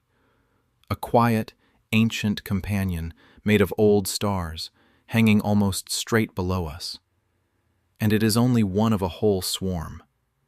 Circling the Milky Way, above the plane and below it, there are dozens of these dwarf satellites, dim, starved little galaxies, most of them so faint they hold only a handful of stars for every billion in our own, so faint that we are still discovering new ones. They are the small fry of the halo, some being slowly eaten, some perhaps yet to fall in, all of them orbiting up and over and under the great disk. The Milky Way is not alone. It is the center of a small, quiet family of dwarfs, scattered through the up and the down. And the faintest of them carry a strange secret, one that points ahead to where we are going next. Some of these dim little galaxies hold only a few hundred or a few thousand visible stars, and yet, measured by how their stars move, they weigh far, far more than that handful of suns could ever account for. They are held together by something we cannot see. In fact, the tiniest satellites appear to be almost entirely made of that unseen something, with just a faint sprinkle of stars caught inside. They are less galaxies of stars than clots of the invisible, lit by a few embers. Which raises a question that has quietly troubled astronomers for years. Our best models say there should be many more of these little clumps circling us than we have ever found. Either the small, dark satellites are out there and simply too faint to see, or something about how galaxies form is not quite what we think. The up and the down may be fuller than even our maps show. And beyond them, out past all of our satellites, the clean southern dark opens onto other galaxies entirely, including one of the nearest galaxy groups to our own local group, the Sculptor group, glimpsed straight down through the same clear window that the pole provides. So here is the shape of what hangs below. Close beneath us, our two bright companions, the Magellanic Clouds, trailing gas as the Milky Way slowly claims them. A little farther, the faint dwarf satellites, like Sculptor, quietly circling. And past all of it, the clean dark, opening down onto the wider universe of galaxies. It gives the whole night a lovely symmetry. Look up, north, and you find the eaten past, the streams and scattered stars of galaxies the Milky Way has already destroyed. Look down, south, and you find the uneaten future, the companions that are still whole, still bright, but already trailing the first threads of their own unraveling.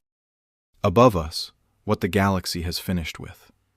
Below us, what it has only just begun. The eaten and the about to be eaten, the past and the future of the Milky Way's long, slow feast, hanging on opposite sides of the plane we live in. And we sit in the middle of it, in the thin, bright layer, watching both directions at once.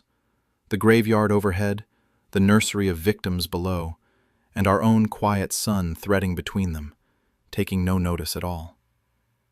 But there is one more thing to say about all of it.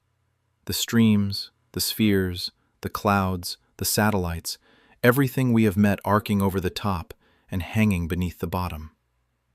Every last one of them is moving far too fast for the visible galaxy to hold. By all rights, they should have flown away long ago. Something is holding them. Something enormous and spherical and completely invisible. That something is the next and strangest layer of up and down, and we cannot see it at all. Everything we have met tonight has a problem.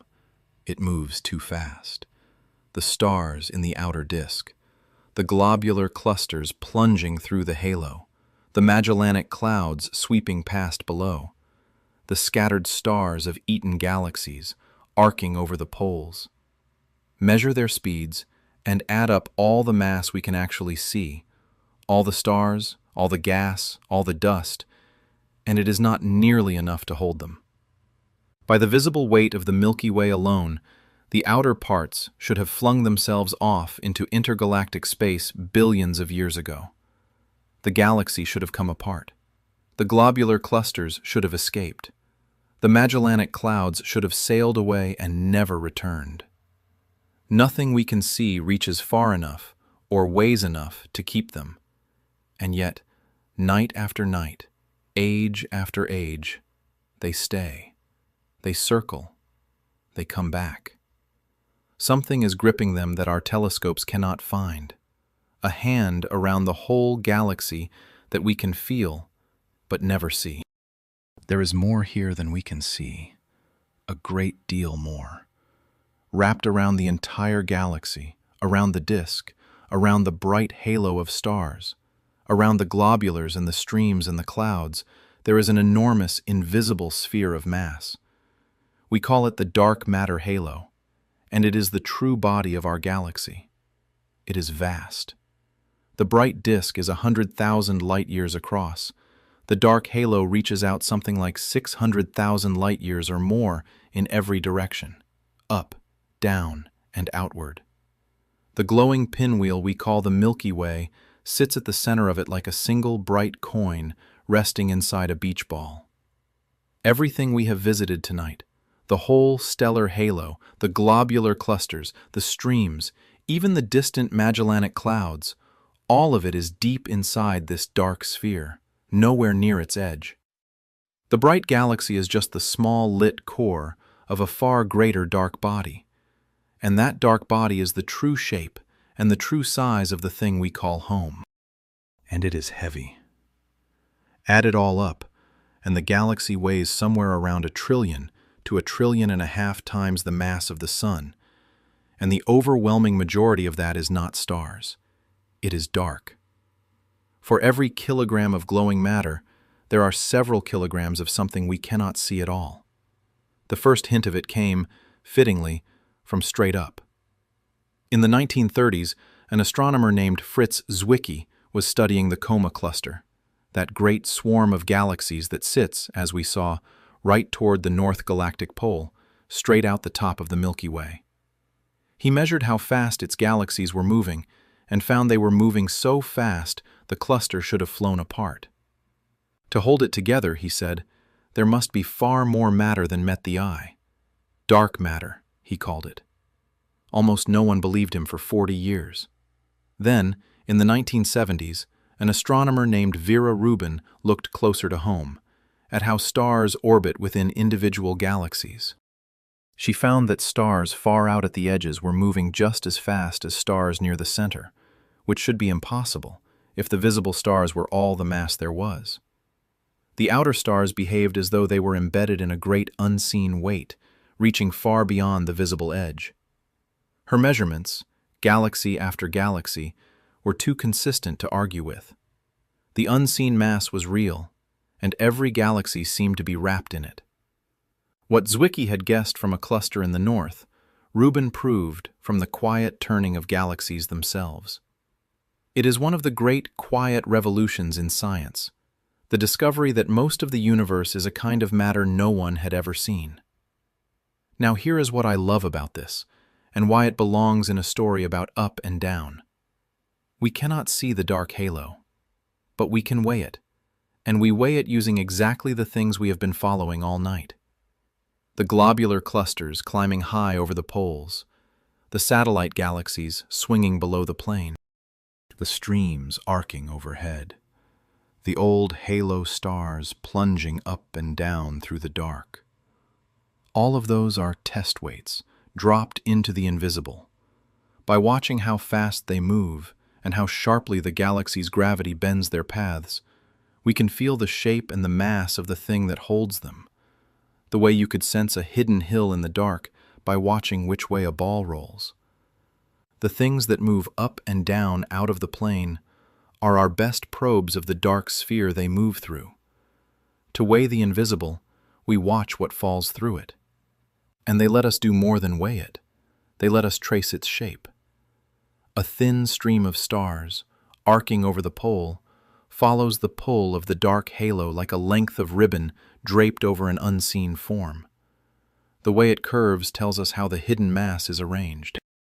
From clues like these, we think the dark halo is not a perfect ball, but slightly squashed, perhaps gently tilted, its exact form still argued over, still being teased out, stream by stream. It is a strange and beautiful kind of measurement.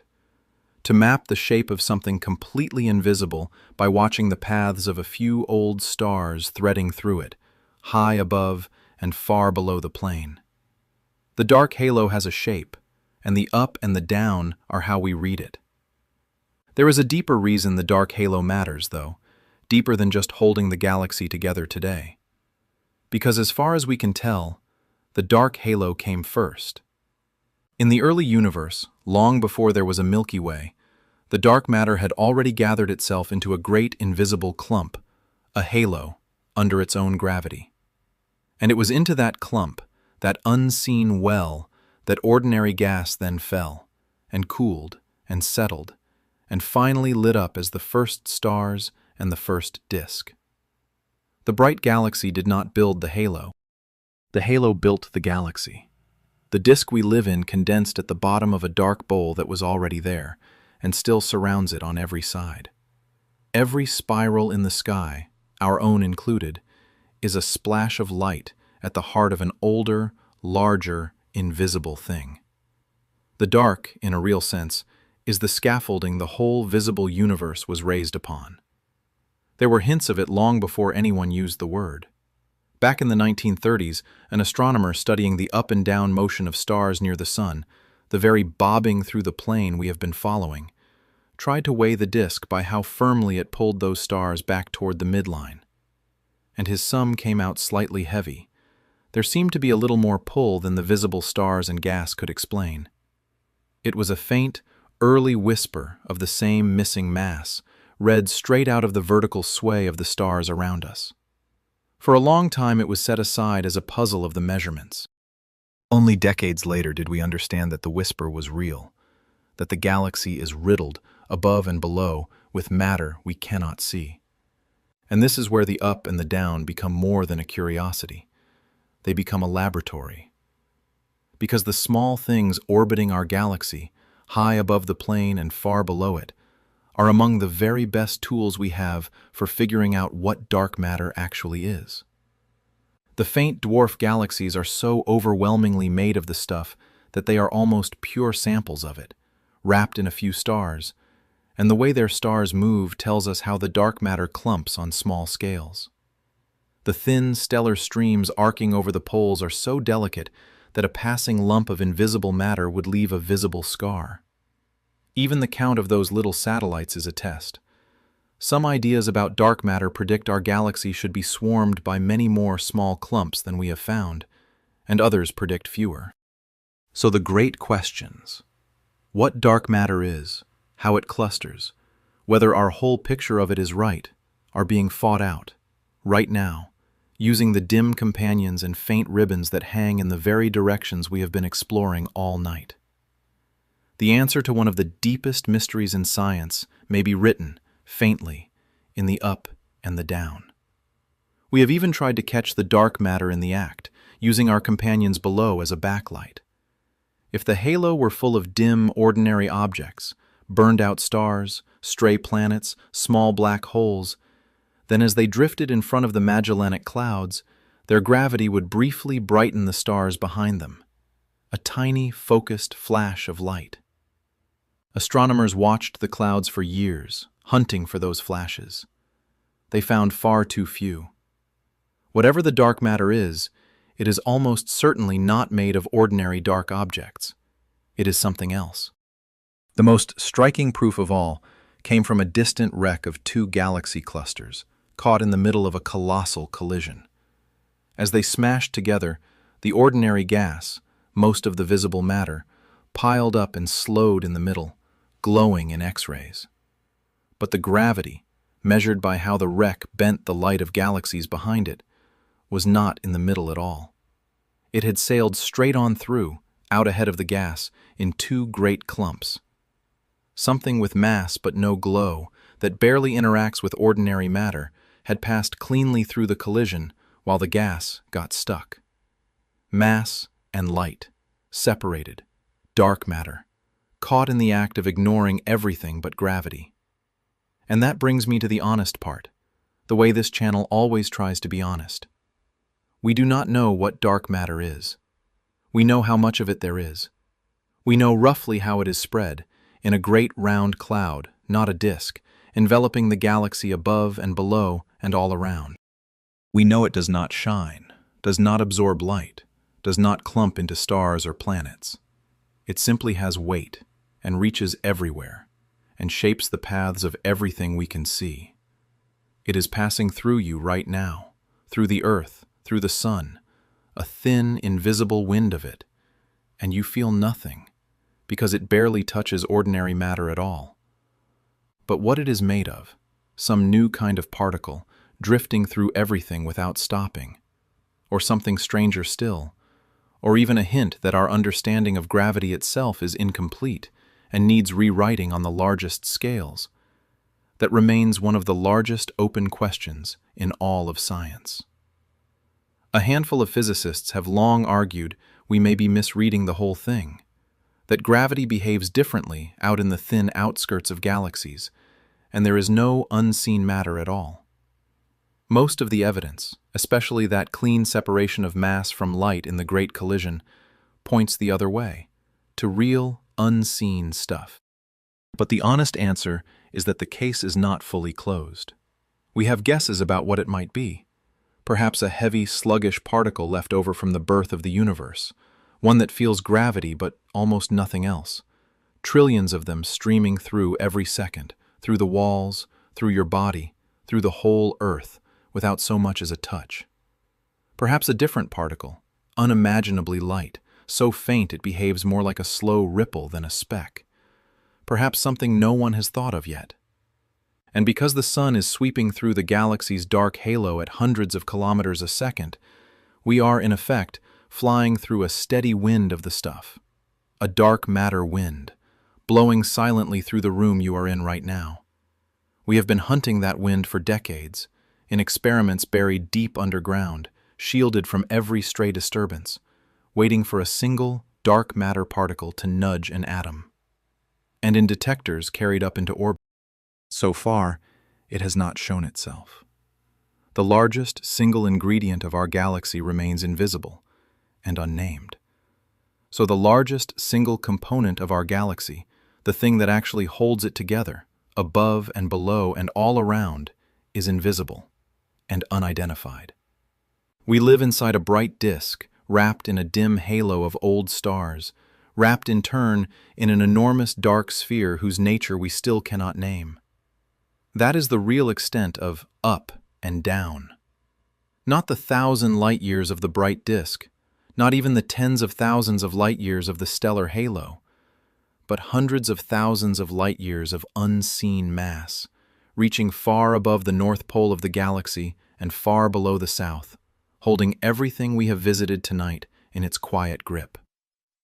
The emptiest-looking directions in the sky, those two forgettable patches, north and south, turn out to be anything but empty.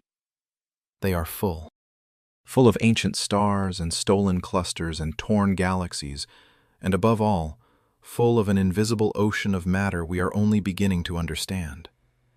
And yet, remarkably, those same directions are also the clearest, because the dark halo does not block light, and the disk is thinnest overhead. Up and down remain our cleanest view out of the galaxy entirely. The dark is all around us, but it is transparent, and so we see straight through it. Which brings us at last to the most wonderful thing about these two forgotten directions. It is not only what they contain, it is what they let us see, far beyond our galaxy, when we look straight through them. And there is a lovely paradox in it. These two directions are at once the fullest and the emptiest in the sky, full of ancient stars and stolen clusters and torn galaxies and an ocean of invisible mass, and yet almost empty of our own bright galaxy's glare. It is that very emptiness of ordinary starlight that makes them our windows. Up and down are not just where the galaxy keeps its oldest secrets. They are the windows through which we have seen the whole universe. Come back with me, for a moment, to the two humble patches of sky we started with. The north galactic pole, in faint Coma Berenices, the south, in dim Sculptor. Straight up and straight down, out of the disk. We have spent tonight exploring what lies within those directions, the halo, the spheres, the streams, the companions, the dark. But now I want to tell you what lies beyond them, because it is the whole universe. Remember why the poles are special. Look along the plane of the Milky Way, and you are peering through 100,000 light-years of stars and dust, a dirty, crowded window. But look up or down, out through the thin faces of the disk, and there is almost nothing of ours in the way. Just a little foreground, and then clean, transparent dark all the way out. Think back to that debate we left hanging, where Shapley argued the Milky Way was the entire universe, and the faint spiral smudges were just clouds within it. That question was settled by looking out through the clean sky, away from the plane. In the 1920s, Edwin Hubble found a certain kind of pulsing star inside the Andromeda spiral and used it to measure the distance, and the answer was staggering. Andromeda was not a cloud in our galaxy at all. It was another galaxy entirely, unimaginably far away, a whole separate island of billions of stars. In an instant, the universe grew from one galaxy to countless galaxies. And it was the clean view, out and away from our own disk, that revealed it.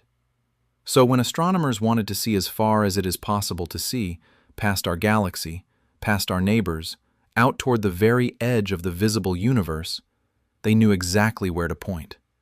Not along the crowded band, up, or down, through the clean window. In 1995, they did something that sounds almost reckless. The director of the telescope's institute, an astronomer named Robert Williams, had a block of guaranteed observing time he could spend however he chose. And he chose to gamble it, to aim the Hubble Space Telescope at a tiny, unremarkable patch of sky, high above the galactic plane, up near the handle of the Big Dipper. A patch chosen precisely because it looked empty. No bright stars, nothing known to be there, a clear shot straight out of the top of the galaxy. Many of his colleagues thought it was a waste. 10 days of the most valuable telescope in existence pointed at nothing, on a hunch. If it failed, it would be a very public failure, precious time thrown away on an empty scrap of sky while 100 worthier targets waited. It took real nerve to spend it that way, staring at nothing in particular, high above the plain, and simply trusting that the clean dark had something to show. The patch was absurdly small, about the size of a grain of sand held at arm's length. A speck of sky you could hide behind a pinhead. If you divided the whole sky into patches that size, it would take millions of them to cover it. And this was just one, chosen for being empty, up in the clean dark above the plain. And they left the telescope staring at that speck for 10 days, gathering the faintest trickle of light, photon by photon. The gamble was that in all that apparent emptiness, there might be something worth seeing. What came back changed how we see everything. That tiny grain of sky was not empty at all. It was filled with galaxies. Nearly 3,000 of them crowded into that one small speck, each a city of billions of stars, stretching back and back through space and time, some so faint and so distant, they were almost at the limit of what light could carry to us. They called it the Hubble Deep Field, and its lesson was simple and staggering. Point at the emptiest scrap of the clean window, look long enough, and you find thousands of galaxies hiding in the dark. If that one grain held 3,000, then the whole sky held more galaxies than there are grains of sand on all the beaches of the Earth. In a single image, taken looking straight up out of our galaxy, the universe became almost unbearably full. Years later, they did it again, deeper. The Hubble Ultra Deep Field, this time through the southern window, down near the constellation of Fornax, not far from where Sculptor holds the South Pole. 10,000 galaxies in another grain of sky. Some of them so distant that their light had been traveling toward us for well over 13 billion years, light that set out when the universe itself was young, long before the sun, long before this galaxy had settled into a disk. And that is the other quiet magic of the windows. Because light takes time to cross space, to look far out through them is to look far back in time. The most distant galaxies in those deep fields are not being seen as they are now, but as they were in the first billion years after the beginning. The clean directions up and down are not only windows through space, they are windows into the deep past, telescopes pointed at the childhood of the universe. Newer eyes have pushed that view further still. A great infrared telescope, launched only recently, has been gathering the light of galaxies closer to the very beginning than we had ever seen.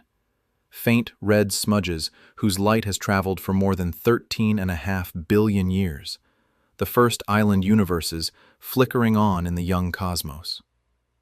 And every deep look of that kind depends on the same trick we have followed all night. Find a patch of sky with as little of our own galaxy in the way as possible, and stare. Think about what that means on a quiet night like this. When we look out through the clean window, at the very limit of what any telescope can reach, we are seeing the cosmic dawn itself, the first galaxies switching on out of the darkness after the beginning, their light only now arriving after a journey longer than the age of the Earth many times over. Those galaxies are so far away, and their light so old, that we see them not as they are, but as they were before anything here existed. We are looking, quite literally, at the childhood of the universe, and we do it by peering straight up, or straight down, out of the top or the bottom of the small, flat galaxy we happen to live in. The oldest light in creation reaches us through the two directions we never think to look. And beyond even the first galaxies, there is one more layer, the oldest light of all. Fill the whole sky in every direction is a faint afterglow left over from the birth of the universe itself, from a time before there were any stars, the cold, dim radiation of the cosmos when it first turned clear, more than 13 billion years ago. It is the baby picture of everything. But to read it, astronomers have to reckon with one great obstacle, the glow of our own galaxy's disk, lying across the middle of the map. To see the infant universe cleanly, they have to cut out the band of the Milky Way and lean, once again, on the clear sky above and below the plane. Even the very first light of creation reaches us most purely through our two forgotten windows. And looking out through them did not just show us more galaxies. It changed what we thought the universe was. When we measured the light of those distant galaxies, we found it stretched and reddened, every one of them, as though they were all racing away from us. And that was how we first learned that the whole universe is expanding, carrying the galaxies apart on a swelling tide of space. The deep fields showed us that galaxies were smaller and wilder and more chaotic in the young universe, and have grown and settled with time, that the cosmos has a history, a childhood, and a maturity. All of it, the expansion, the history, the sheer uncountable number of galaxies, came to us the same way. By turning away from the crowded plain and looking out through the clean dark, up or down, at the rest of everything. And when astronomers mapped the positions of millions of those far galaxies out through the windows, the greatest pattern of all emerged. The galaxies are not scattered evenly through space. They are strung along immense luminous filaments, gathered into great clusters where the filaments cross, and separated by vast, almost perfectly empty voids, huge dark bubbles hundreds of millions of light-years across, with hardly a galaxy inside. It is called the cosmic web, and it is the largest structure there is. A foam of light and emptiness filling the whole universe, its threads spun, we believe, along the invisible scaffolding of the same dark matter that surrounds our own galaxy. We live on one small strand of that web, and we mapped the entire thing, the filaments, the clusters, the great voids, by looking out through two clean patches of sky, above the disk and below it. None of it could have been done looking along the disk. The dust would have swallowed it. Every one of those deep images, every one of those windows onto the early universe, was taken by looking up or down, out through the poles, perpendicular to the plane we live in. And it is not only the deep fields. Remember the Coma cluster, that great swarm of thousands of galaxies, sitting right there in the same faint constellation as the North Galactic Pole. We see it so clearly for one reason. It lies straight up, out of the clean top of our galaxy.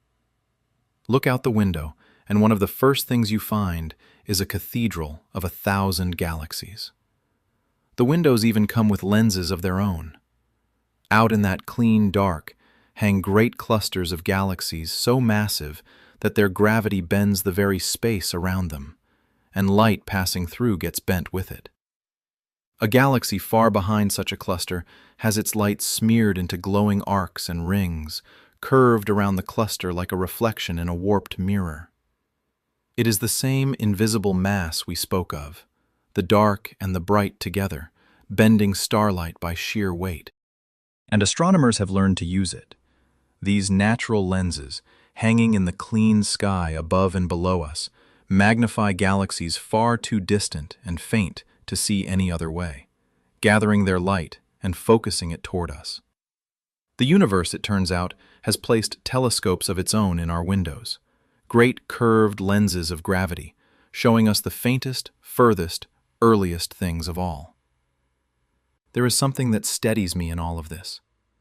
The galaxy that gives us our home, our night sky, our sense of up and down, also boxes us in, a flat, bright cage of stars and dust. And yet, it left two doors open, one at the top and one at the bottom.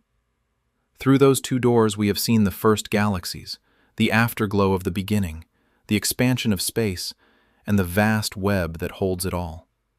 The most parochial thing about us, that we are stuck inside one particular flat galaxy, turns out to come with the widest possible view. If only we look the two ways we forget. We are hemmed in on every side but two, and two was enough to see the entire universe. This is the quiet miracle I wanted to arrive at tonight. The two directions we never think about, the two forgettable patches of sky, up and down, are not just where our galaxy hides its oldest treasures.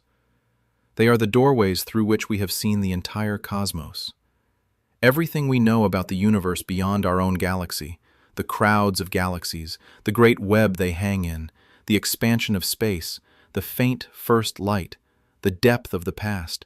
A huge share of it came to us through those two clean windows, north and south, above and below the disk. The plane of the Milky Way gave us a home. It gave us a horizon, a warm, crowded sheet of stars to be born into. But it also walls us in, sideways, with its dust and its glare.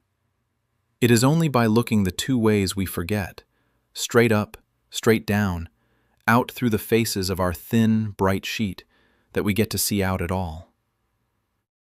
Out to the neighbors, out to the great clusters, out to the web of galaxies that fills the universe, out to the edge of the observable and the beginning of time.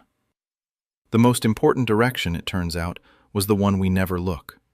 We spend our lives with our eyes on the horizon, on the plane, the band, the crowd of nearby stars. And all the while, the doorway to everything beyond our galaxy has been standing open, straight overhead and straight underfoot, quietly offering the whole universe to anyone who thought to look up or down. And so we come, gently, to the end of the climb. We have gone up, into the halo and the spheres and the streams and the dark. We have gone down, past the companions and out through the southern window. We have found what hangs above the galaxy and below it, and we have looked straight through both to the rest of creation. There is only one thing left to think about, and it is the softest and the slowest of all.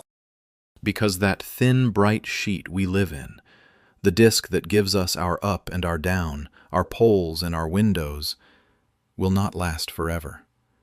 And neither will we sit still within it. The sun is already moving, rising and sinking through the light.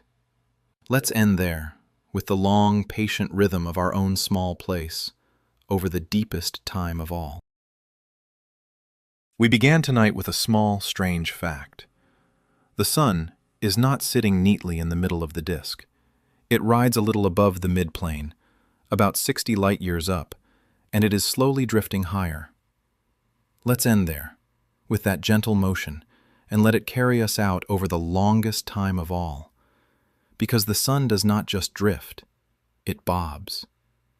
As it circles the galaxy, it rises above the bright sheet, slows, sinks back down through it, passes below, and climbs again, over and over, pulled back each time by the weight of the disk itself. A slow, vertical rhythm, threaded through its long, sweeping orbit around the center. Think again of that needle stitching through cloth. The thread runs forward the whole time, around the galaxy, once every 230 million years. But the needle keeps dipping down through the fabric and back out, again and again as it goes. That is the sun's true path. Not a flat circle, but a long, gentle wave, rising and falling through the plane as it carries us around. One full up and down swing takes somewhere around 60 to 70 million years, with a pass through the crowded midplane every 30 million or so. And the sun is old, 4.5 billion years old. So in its lifetime, it has already risen and sunk through the plane many dozens of times over. Perhaps 70 full waves. Up into the quiet, down through the light, up again, down again.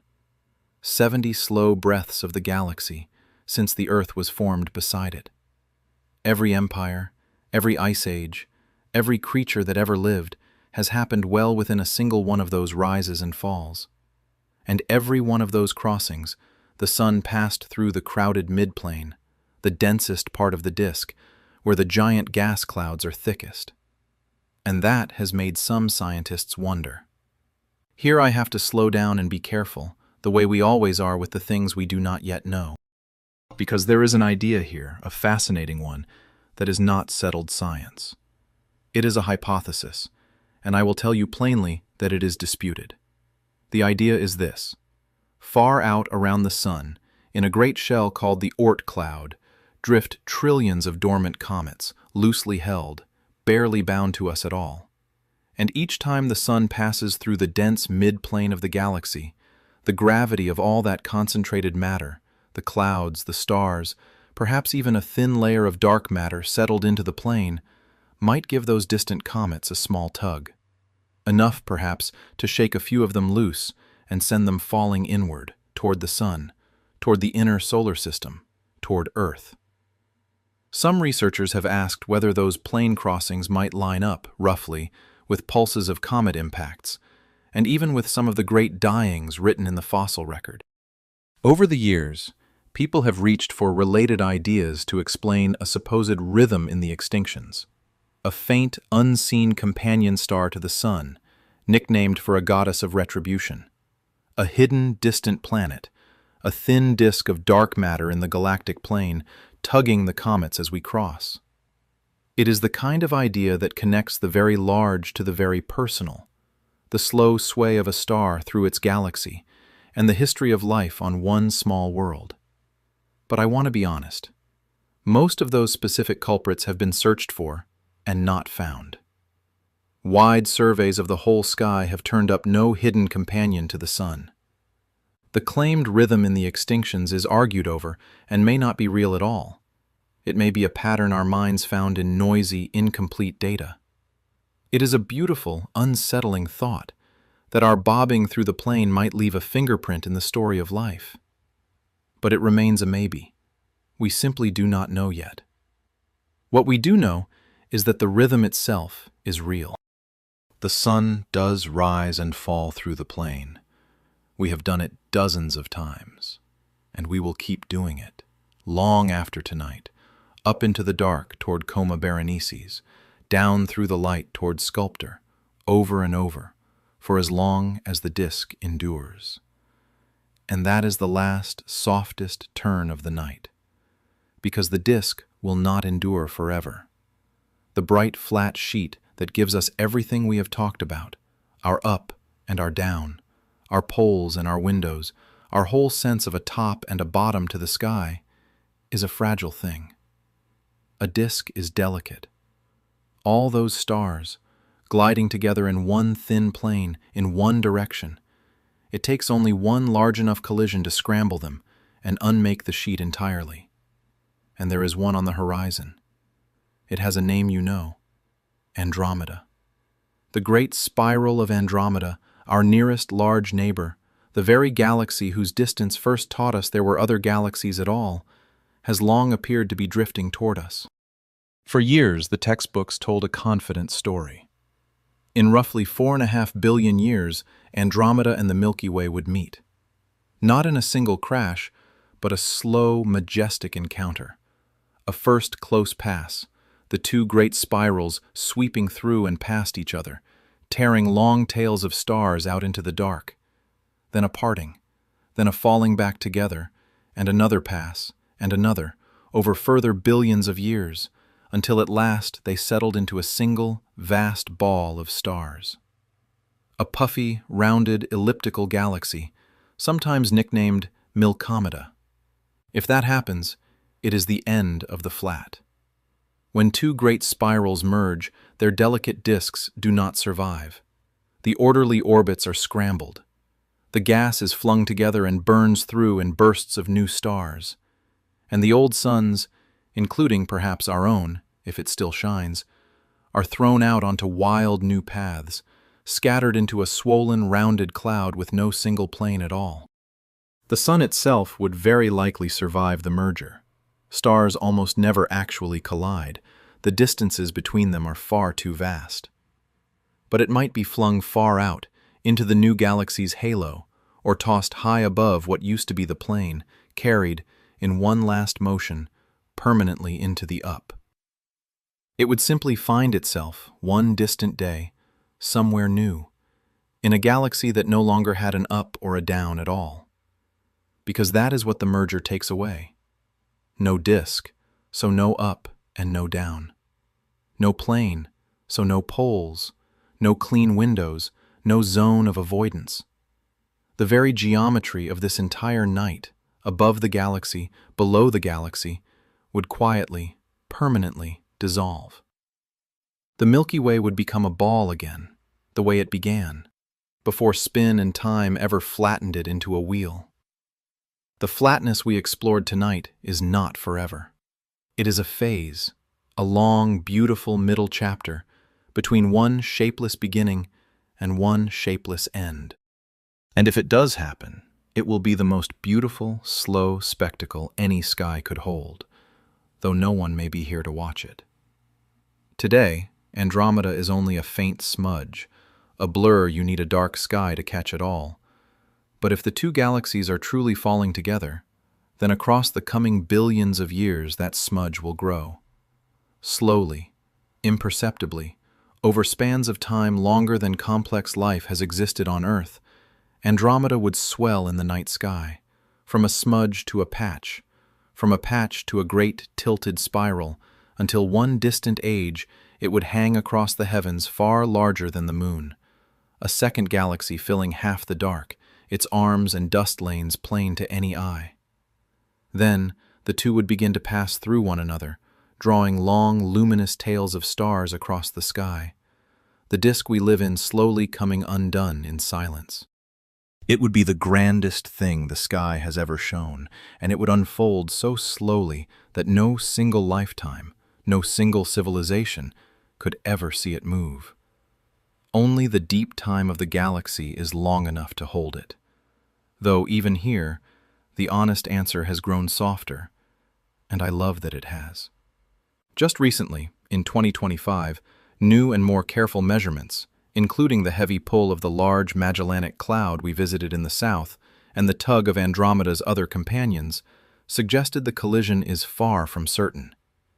On the latest reckoning, it looks closer to a coin flip whether the two galaxies will truly merge in the next many billions of years, or slide past one another and keep their disks a while longer.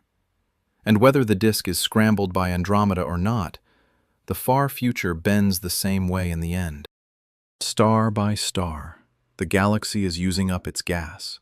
The raw material for new suns is slowly running down, and in the deepest future, the bright blue nurseries will fall quiet, and the disk, if it still exists, will fade from blue-white to the long, slow red of aging stars. Farther still, the expansion of the universe will have carried the other galaxies so far away that they slip beyond the reach of any telescope, one by one, until our own island, whatever shape it has taken by then, floats alone in a dark that shows nothing beyond itself. The windows will still be there, north and south, clean as ever, but the view through them will have quietly emptied. I find that a fitting place to end in a way. Even the fate of our own flatness, whether the disk lives or dies, is still an open question, still being measured, still uncertain. The sky keeps its secrets right up to the very largest scales there are, and the very furthest reaches of time. We happen to live in the bright morning of it all, when the disk still turns and the windows still brim with galaxies, and that is a lucky thing, and a lovely one. But none of that is for a long, long time. Billions of years.